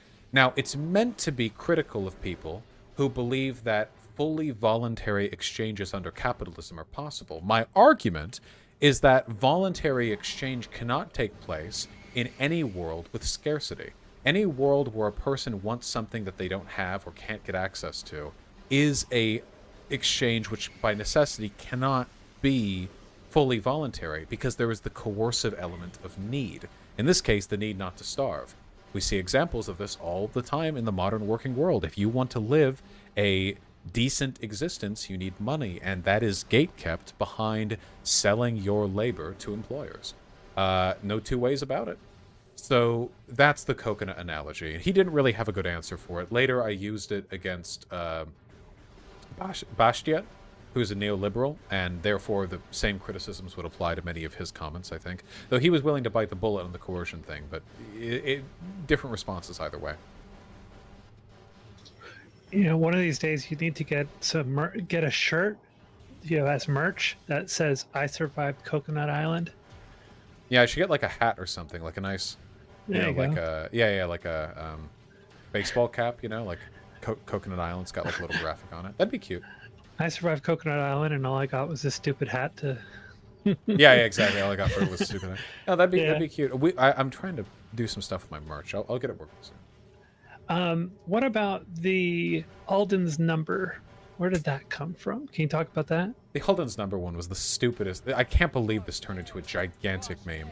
So basically, I was playing SpongeBob Battle for Bikini Bottom. I'm not kidding.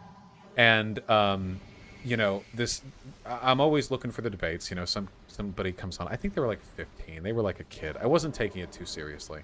But we were talking about race realism. I think this kid was, I don't know if they were a Nazi or whatever, but like, whatever. It was you know, the whole, you know, IQ is genetic, black people are genetically worse, blah, blah. You know, I've heard this a million times before. But this one was a bit academically minded. You know, he had an answer for everything. It's, well, you know, okay, well, this study shows actually, you know, this Epstein 2007 clearly shows that actually it's genetically heritable and it's not derivative from any environmental impacts. And actually this one, and you know, fuck shit 2011 shows, you know, it's like that, you know. And I had the feeling he was bullshitting me, because I'm playing this game. I'm not going to bother double checking his sources while I'm playing SpongeBob Battle for Bikini Bottom. So I asked him if he's familiar with like Alden's number, you know. And my goal here was like to see if he's a bullshitter. Like, is he just going to say yes to sort of blindly maintain the, you know, the image of a person who like knows all the facts of the matter? And he said yes, you know.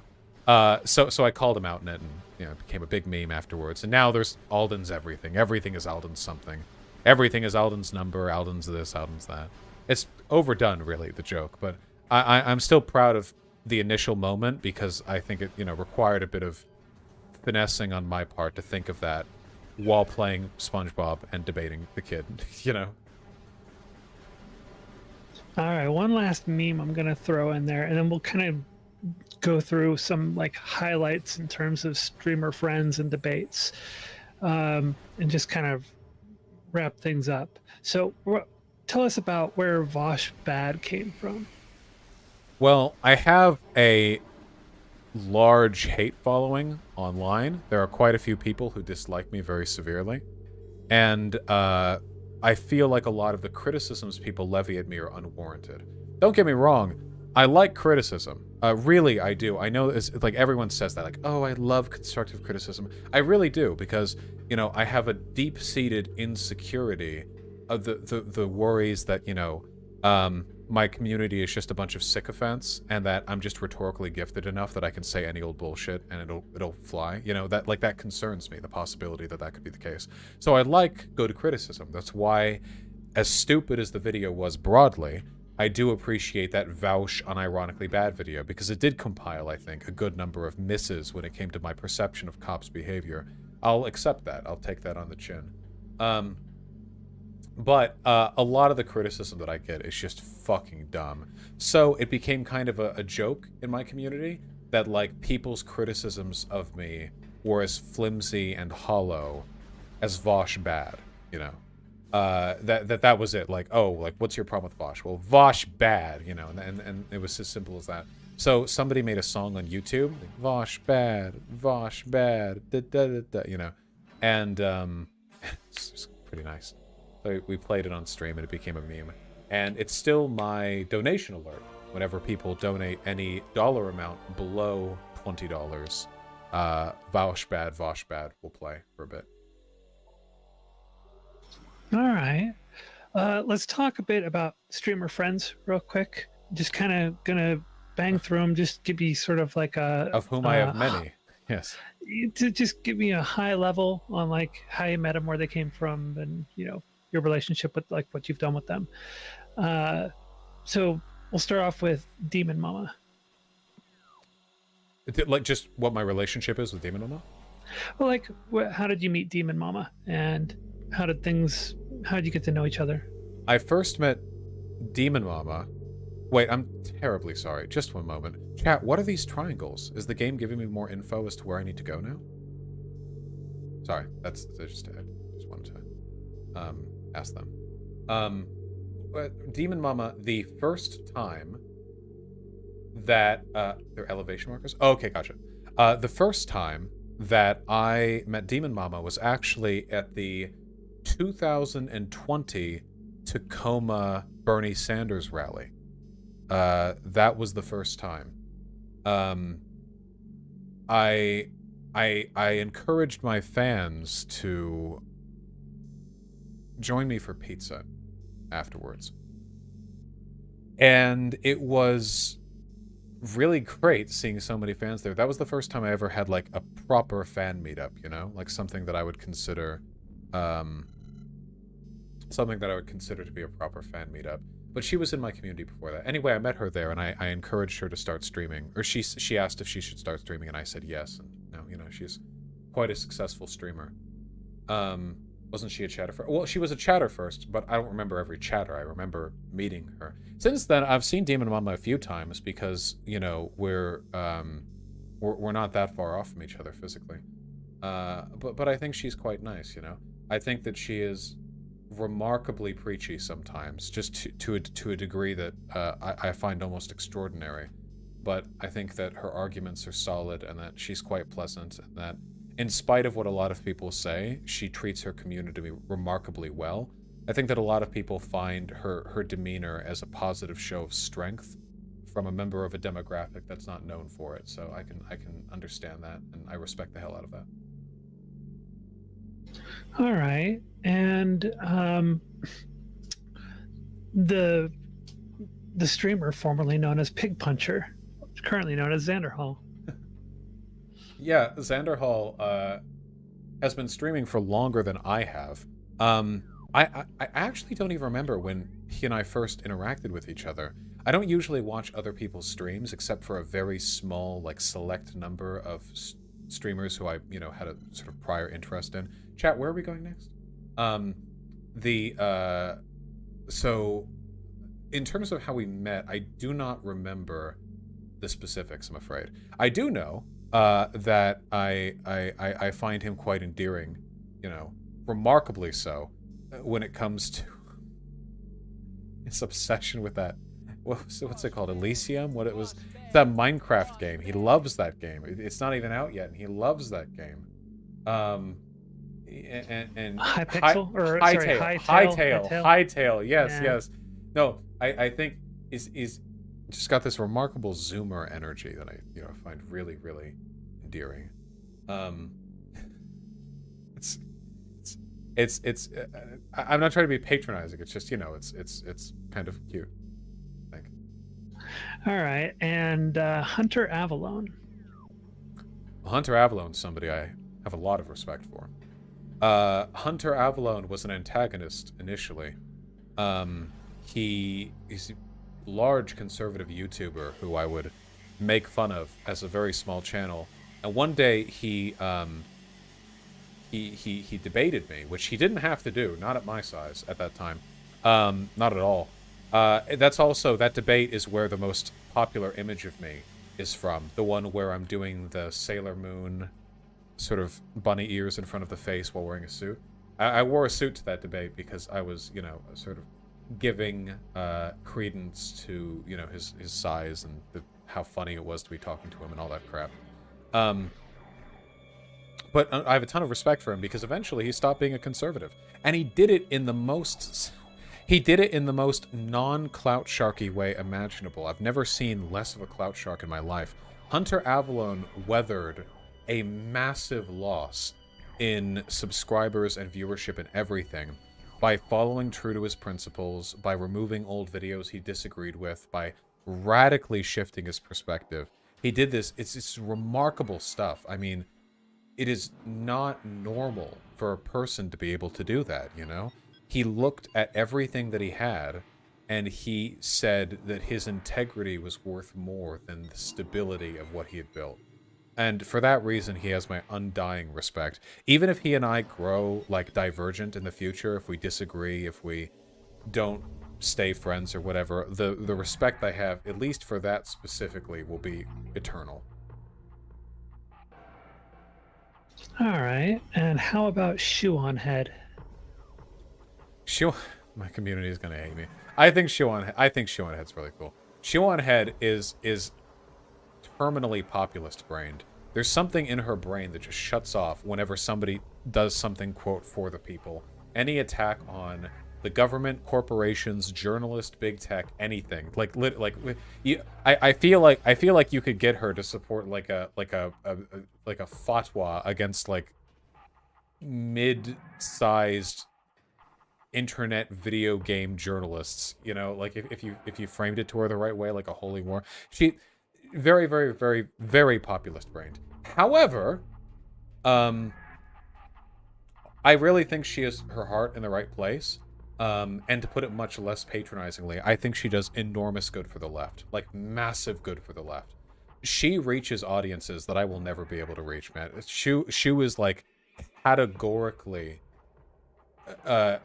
incapable of some of the mannerisms that I adopt that will always relegate me to being kind of like a niche leftist commentator, She is so capable of talking to all groups that it gets her in trouble sometimes. I know for a fact that she is remarkably progressive, far more so than the average American on basically any issue. And if you leave her alone for 5 minutes, she'll just be friends with a group of Nazbol, Huey Long loving, ethno-nationalists. She won't agree with them. She'll just be like, "Oh, you guys hate you guys hate big tech? Me too."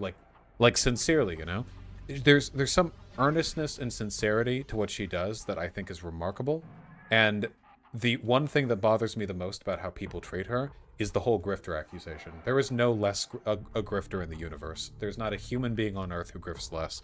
Everyone grifts more than Shoe on Head. Bernie Sanders is as much of a grifter as Shoe on Head. There's just absolutely does not factor into her thought processes at all. Whatever criticisms there are to level, that is not the one. All right, and I think for the sake of brevity, in order to get through some of these, because I want to cover these. Well, first, let me do a time check for you. How much time do you have free for now? We can kick it for another half hour suitably take whatever time you need. That should be, yeah.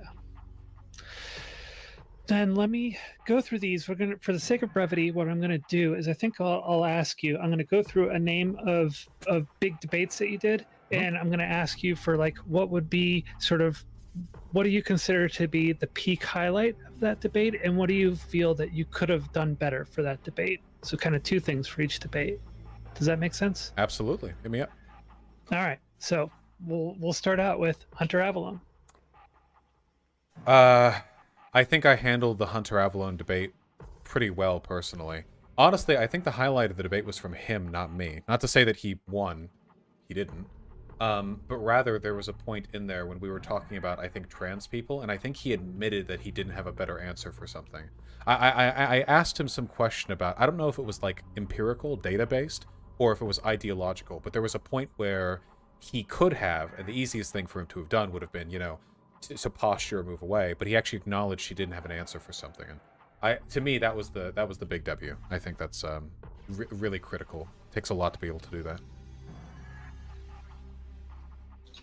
For the second part, like what is something that you recall from the debate that you feel you could have done better or would have preferred to reword or take a different approach to?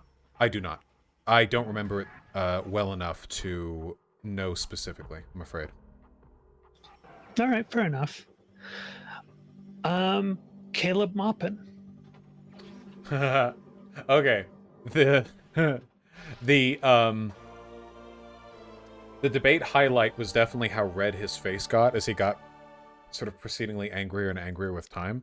I really do feel like with people like Caleb Maupin, who I genuinely think are just hollow puppets being worn by the Russian deep state, I really feel like the most that you can get out of them is just sort of laughter, you know, mirth, sort of like a jolly Santa. As red-faced as one he was in that debate. So, yeah.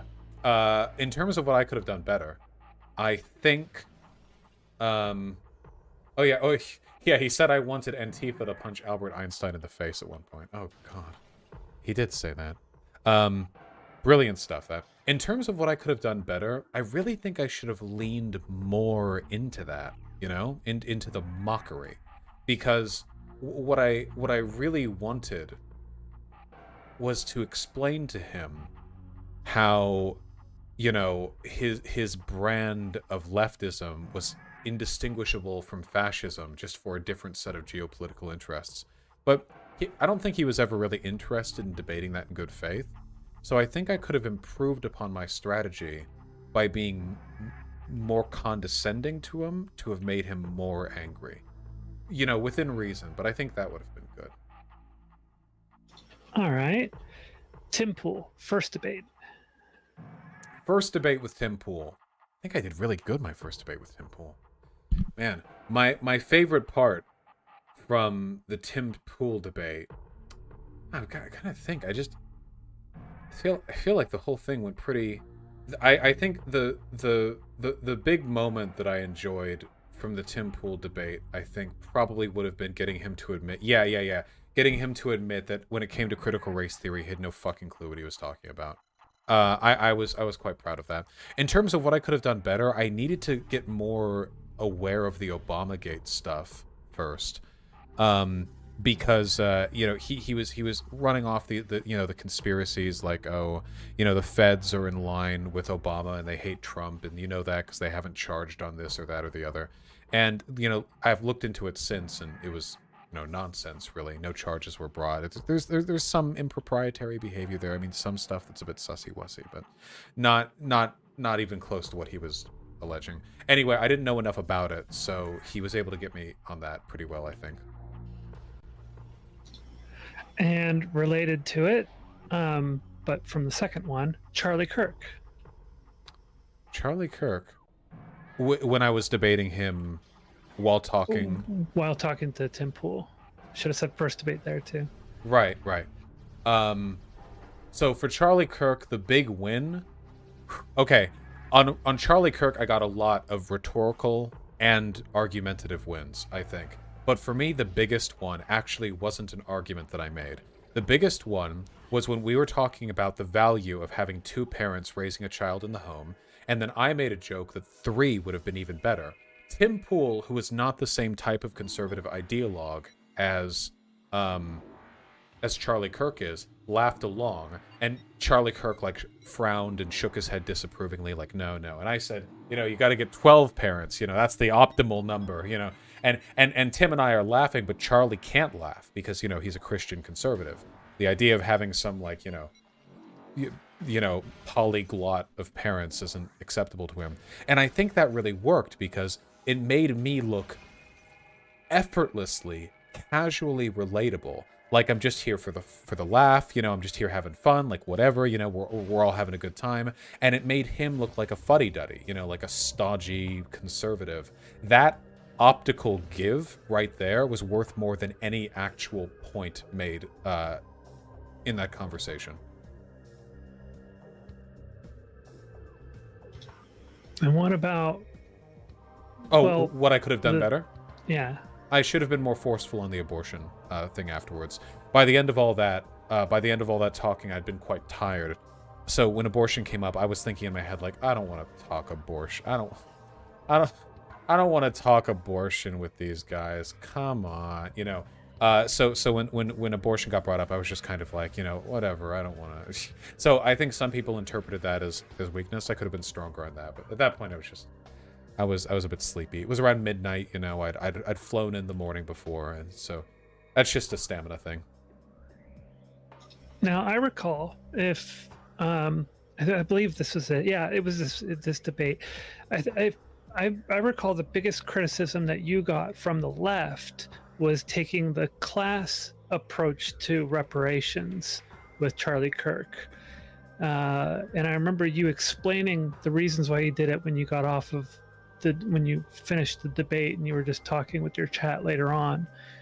Do you want to maybe elaborate a little bit on that and talk a bit about why it was you took the class approach with Charlie Kirk to explain how reparations should be handled, as opposed to reparations dedicated by race or ethnicity, etc.? Oh, I actually ended up changing my mind about this later. I had a conversation later. Really, really cool guy. He moved me over on this, or at least I think he altered my thinking. I don't know if I'm perfectly in alignment with his, but I definitely moved over.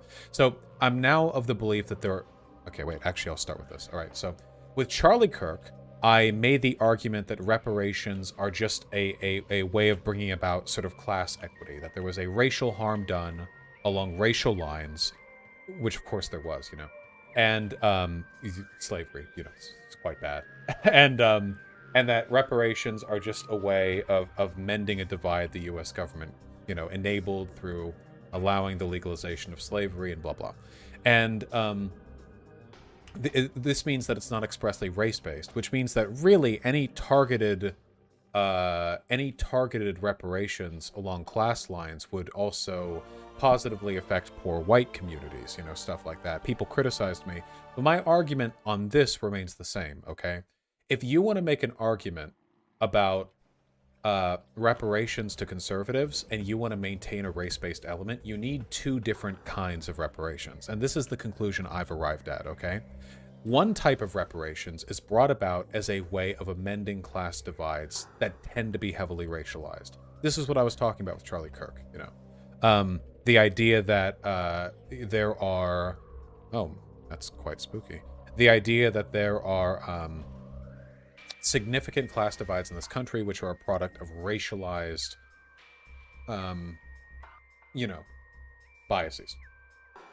So that's a good argument to land with conservatives, because in that case, conservatives, who often talk about how they hate government, have to acknowledge we're talking about restitution done by governmental harm. It's essentially just a way of paying back the bill. Whereas the race-based issue, you know, is more of a coming to terms with the country's sins and reparations based on those sins. Not one meant to pragmatically address any class divide, but rather to symbolically pay restitution towards the, you know, the great harm done towards people of color in this country. There are two separate arguments. There are two different directions you can take, but I maintain that only the former can really land with conservative audiences. And I would rather, by the way, have people like Charlie Kirk, you know, and their audiences get on board with a race-neutral, class-based form of reparations than not believe in any form of them at all. All right. Next would be Sargon of Akkad. First debate. The first Sargon of Akkad debate was quite bad. I don't remember any highlight moments from it. My main problem, really, was that I got angry. You should never get angry during a debate unless it's a kind of righteous anger that you're capable of wielding in an optically effective way. But real anger? No, you do not want that in a debate. the problem was with Sargon, you know, I came in there. He was one of the first big figures that I had the opportunity to debate. And I came in there knowing so many stupid things that he'd said and done. I felt like I had a responsibility to address all of it, you know? Like I had a responsibility to hold him to account for all the dumb shit he's said and done. And that's a really dumb idea because it takes you out of the conversation you're really having. You come across as, you know, hysterical, like you're freaking out, you know, you're blinded by their fame, you're just trying to throw anything against them. People do this against me all the time, which is lovely. You know, it makes it quite easy to dunk on them. But in his case, that was the critical mistake that was made. And second debate? Well, the second debate was brilliant. He got so mad. He threatened to hang up a couple times there. I think the second debate, the second debate, I think, was at its best with the ethno-nationalist debate. It was kind of like the, you know, Man Ray in SpongeBob, you know, is this your wallet? That bit where I was holding him to account for the fact that he's a white nationalist, which he is, you know. He explicitly said that he wanted immigration, you know, in the United Kingdom to be based on ethnicity, and the ethnicity that he used in the English census was one which tied into race. I mean, he was explicitly talking about ethno-nationalism there, and I kept holding it to him over and over and over again. And of course, he never accepted it himself. But I mean, yeah, he is. He's either a white nationalist or like he might be a Nazi. I genuinely don't know because he's really, really dim. I genuinely don't know like what he knows about his own beliefs, you know? I feel like I could sit him down, you know, and talk about him or talk with him about his own beliefs, and he'd learn quite a bit from it, you know? Anything in the second debate that you feel you could have done better or could have taken a better approach to? Not that I can recall, no. All right. How about Stefan Molyneux? God. Well, the best part of that debate was, what was it? Was definitely him trying to explain to me how the Industrial Revolution only happened because people were like spiritually ready for it or whatever. The guy's a nut job. In terms of what I could have done better, I feel like, I think I should have talked over him more. The problem with crazy people, which he undeniably is that if you give them the microphone and are polite, they will just continue forever. I mean, they will just go on and on and on. They'll run out a million points. It's not even like Gish galloping fully because it's too incoherent to really be a collection of arguments. It's just sort of like you're like listening to a manifesto being written live, which is very weird. I think I should have talked over him, been more forceful, you know? He's a bit of a submissive cuckboy, so I think that, you know, probably would have worked. Okay, and how about Doug TeNapel? Oh, that conversation was wild. Ah, Doug TeNapel. Man, so much happened during that conversation. Okay, I think towards the end at that point, I just laid into him for being too irresponsible to even be worthy of talking about political subjects with his audience, and he didn't really have anything to say. Like, he would just make statement after statement after statement, you know. Oh, the femboy one. The one where we're talking about femboys and he didn't have an answer. Oh, God, there was so much there. Yeah, the freeze on the femboy question. Fuck! So many memes. We gotta get more debates, lads. We need to add to the pile, you know? In terms of what I could have done better, I think that was optimal. I don't know what I could have done better there, honestly. The issue is, you know, the expectations on my end heighten the better the debate opponent. If you're debating a colossal fuckwit like Doug, you know, it's sloppier performance on my part doesn't even go noticed. You know what I mean? It's kind of like playing a video game. If you're playing on easy mode and all the enemies are very slow and have highly telegraphed attacks and what have you, your mistakes are difficult to notice. All the projectiles are moving at 10 miles an hour or whatever. But if everything's cranked up, the difficulty-wise, I mean, then you instantly notice when you're making mistakes. And for people like that, like, I don't even know, did I make a mistake? I mean, could they have even called me on it if I had? Okay, and Big Papa Fascist. That was the immigration debate, right? Yeah, that was the immigration debate. I think that one went pretty well, I think. That was my only debate on the largely defunct Nazi platform, Politically Provoked. I enjoyed that one, I think. That was about immigration, right, chat, for the most part? I think that one went quite well. Favorite moment, I'm afraid I don't recall. What I could have done better, I think, No, I'm sorry, I'm afraid I don't recall either. That's one of the debates that I've never rewatched, so sometimes I rewatch my own debates to, you know, keep up with others' impressions of me, but that one, I have not. All right, fair enough. I'm going to bang through a couple more here, just more kind of, I'm going to call them meme debates. But you'll understand why in a second here. Mike from PA. Ha! Well, you know. My favorite moment there, God. Maybe meme debates. That was my top performance. He gets madder than anyone else I've ever seen. He gets so incredibly mad. I don't think it's performative either. I really do think he gets that mad. Just seeing him mad just makes me very happy. You'll notice that a lot of my favorite bits from most of these debates is just making the other person mad, and I think that's because for a lot of these conversations, the technical correctness is almost a foregone conclusion, you know? Like, if I go into a debate with these people thinking like, all right, I've won because I present the better argument, then like, that's a very low bar. I should present the better argument and make them mad. You know, that's obviously the better result there.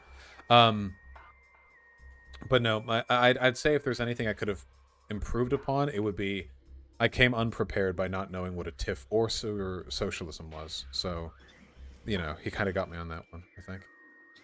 What's a TIF, Vaush? What's a TIF? Yeah, I'm afraid I still don't know, actually. Okay. Mel. Well, with Mel, I think my favorite bit. You know, I don't know if I really cared for that debate.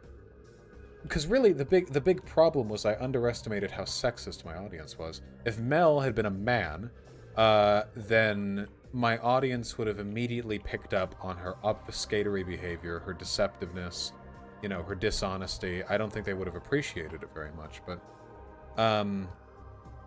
but unfortunately, you know, my simp audience was more charitable to her than warranted. So what I should have done was better prepare my audience for that conversation. That's what I should have done, I think.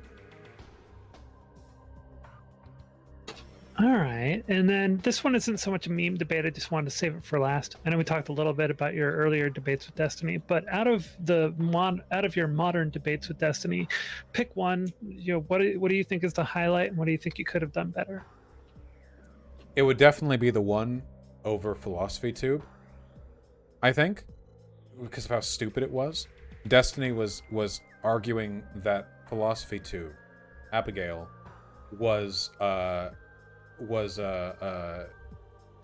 hypocrite and like destroying the left or whatever because she advocated that people go on a renter strike in a way that implied that she also needed to go on a renter strike even though she makes a decent amount of money, which is like imagine if Bernie Sanders said we need a workers' revolution and Destiny was like, Bernie Sanders, you're a millionaire. Why are you lying to your fans by suggesting that they need it as much as you do? Like, that's literally the tier that it was on, so... That's, It's stupid. It's a bit stupid, isn't it? Yeah, that probably would have been my favorite bit, I think. In terms of how I could have done better, honestly, I think a ton of my debates with Destiny around that time period were massively hampered by my belief that he was still sane. So much of the conversations I had with him were me trying to, like, reach out to him in some, like, weird Anakin, Obi-Wan, you know, manner. I assume the brain rot hadn't totally consumed him by then, but it absolutely had. I should have treated him the same way I would treat, like, an angry, like, tanky who came on, or just some utterly reprehensibly stupid person, and sort of condescendingly explained. Because a lot of the conversational dunks that he got on there were me trying to appeal to him and him turning it away. You can rewatch it. It'd be like, you know, well, don't you think this, that, or the other? And then he'll be like, ha, no, you know, and then we'll go on from there. But that's because I wasn't really looking for the dunks. So I feel like if I'd been, you know, a little less blinded by a prior decade of perceived worthwhileness, then maybe it could have gone a little bit better. So if you don't mind me pushing back a little bit on that, do you are you being hyperbolic when you say insane? Or are you saying more just that describe a little bit about like why it is you would use the word insane? No, I'm not being hyperbolic. I legitimately think that he's had some kind of mental break relating to his lefty arc over the past 2 years. Of course, that's inference. I can never know that. But I've said that about people who have acted far more sane than him. I'll say that much. Whatever standard I use to say a person's insane, I'm applying it consistently because people who've acted quite a bit more put together than him have gotten that condemnation from me. But no, it's really weird. There's actually a distinct change in his behavior. I was a fan of his for a decade. There's a distinct change in his behavior from how it is now to how it was before. Not just in terms of his priorities or political beliefs, but like a severe change in demeanor that if I cared about him, I would actually find quite concerning, you know? So, I mean, Godspeed to him. He'll probably be on the platform for a good long time to come, so it's not as though he's gonna, like, vanish off the face of the earth or whatever, but, yeah, we'll see if the derangement tones down.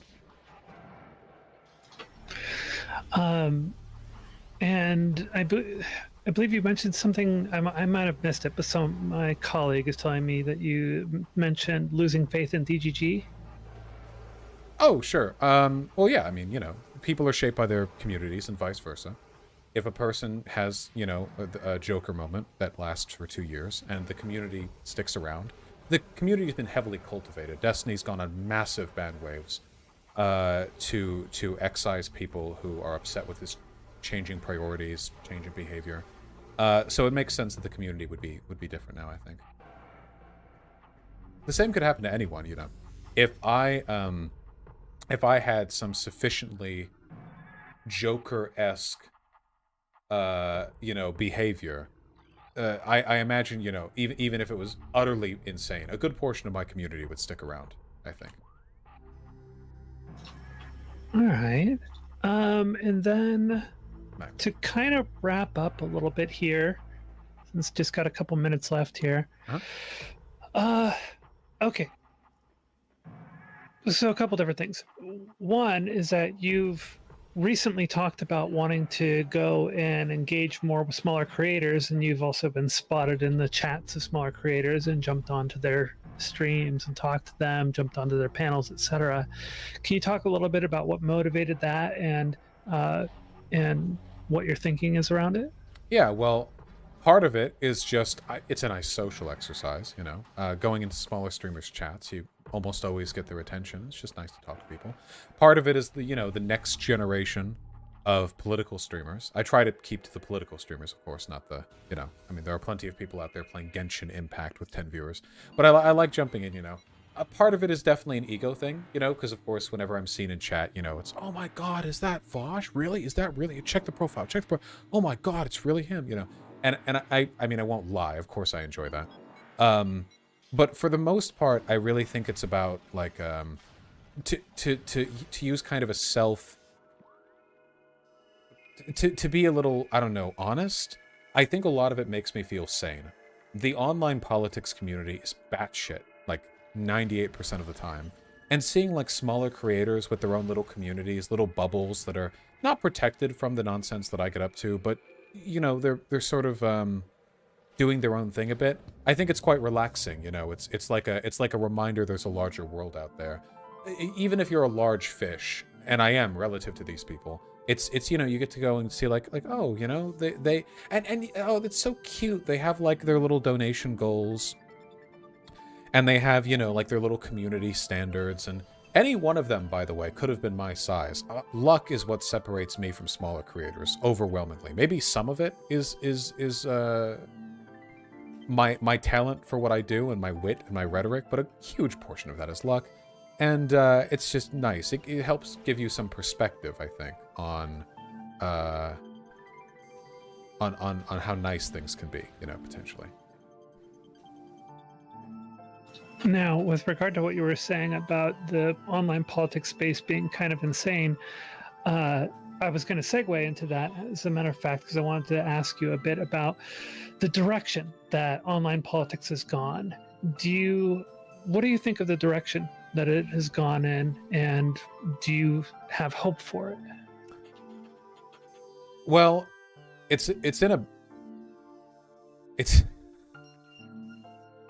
better place now than it was, you know, 5 years ago, I think.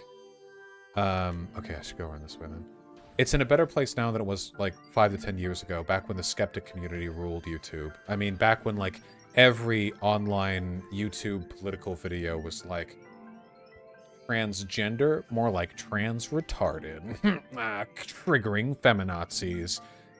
I told a rape joke in front of a rape survivor. Here's how she reacted. Lol. And like the thumbnail would be like, you know, a woman crying so hysterically that her uterus, sort of the ovaries fire in either direction. Like that was the quality of online political YouTube for a long time. So right now, it's better. It's better than that, at least. I'm really, yeah, I'm not even exaggerating that much, really. So it's a step up from that. In terms of where we're going right now, you know, first of all, monetization is almost ubiquitous now. People do politics online for their living, meaning that with every passing year, the likelihood of people who are in positions of prominence changing their mind, it goes down more and more and more, you know. There's more and more of a financial incentive to not adjust your terrible fucking opinions with each passing year. I think that as time goes on, online politics will become more corporatized, you know. The closest thing we have to that right now, funnily enough, is Jimmy Dore and the Gray Zone. They are essentially like Russian state assets, you know. They can bitch and moan about that all they want, but like, yeah. And they have been rolled effectively into essentially part of an online propaganda network.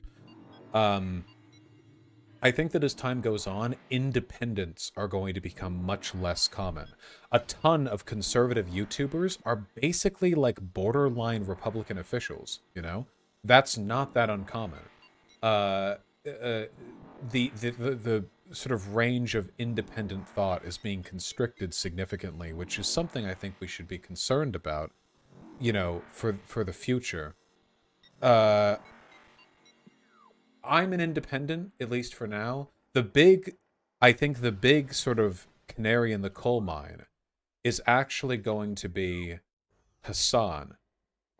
Hassan is huge. I mean, he's massive, large enough that he must have contacts that we would balk at, you know.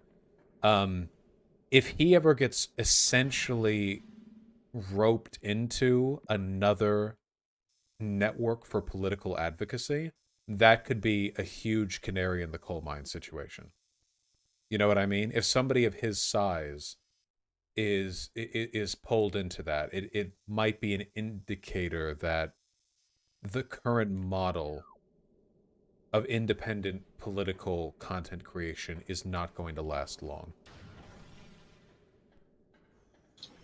Well, and then speaking of the monetization, and in a way, sort of almost the future corporatization of these things, right now, where do you get what are your online sources for news and current events? This is going to sound a bit, I think, like a lazy answer, but I don't have any specific sources. I don't actually think that I don't think the right way to get your info is from who you get it from. I think it's how you get it. I think media literacy matters more than where you get the news from. Or to put it another way, I feel like I could learn more about the world doing nothing but reading Breitbart and like OAN and Newsmax, or like watching their YouTube videos, as long as I applied a good standard of media consumption, than a person who is very gullible or very biased could, reading nothing but Associated Press or Reuters. Does that make sense? Like, I feel like the process matters way more than the places you get your information from. Now, obviously, getting your info from good places is very helpful. It saves a lot of time. But I think the media literacy is what matters most. All right. I don't think I have any more questions for you at this point. Well, it must mean that I'm a very good question answerer. Yeah. I think there were a couple of things I kind of glossed over or skipped over, but it was for the sake of time. And at this point, we've hit our 30-minute or additional 30 minutes that you added on. More than that, really. So, yeah, probably just going to wrap it up. I appreciate you taking the time to talk with me. Yeah. And thank you for having me on to talk with you. Again, this is being done for Terminally Online Productions, and Terminally Online Media. We changed the name recently. It's Terminally Online Media, and this is a team effort. It was a team of people who came up with the questions, and it's nice to be able to do this. I've been watching you for, coming up on 3 years now. Yeah, and you've always been known and noted in the chat. I've seen you in many others' chats too. You're quite prolific, I think. And you've also, by the way, not to insinuate that this interview is only a product of your generosity, because initially it was tomfoolery who suggested and laid this out to me, but you've been exceptionally kind in many of your donations, and I really do appreciate that. Oh yeah, thank you. Oh, and yeah, tomfoolery is the one who's heading up this whole thing. Sassafras is one of the people who helps out, one of basically Tom's right-hand person in terms of all these projects that he's working on. And there's also the Destiny documentary coming up as part of Terminally Online Media. So expect a few different things to be coming out in addition to your documentary. And yeah, very much a team effort. So honestly, I do very little. So most of the thanks needs to go to Tom and Sassafras. They do the majority of the work. I'm mostly just a pretty face. Well, thank you, Tom and Sassafras, and Zonia, of course. I appreciate your time and the questions. I hope that you have a spectacular evening, and I will probably see you all the time because you're in my community. True. All right. Thank you very much. Have a good night. And good night, chat. Take care. Take care.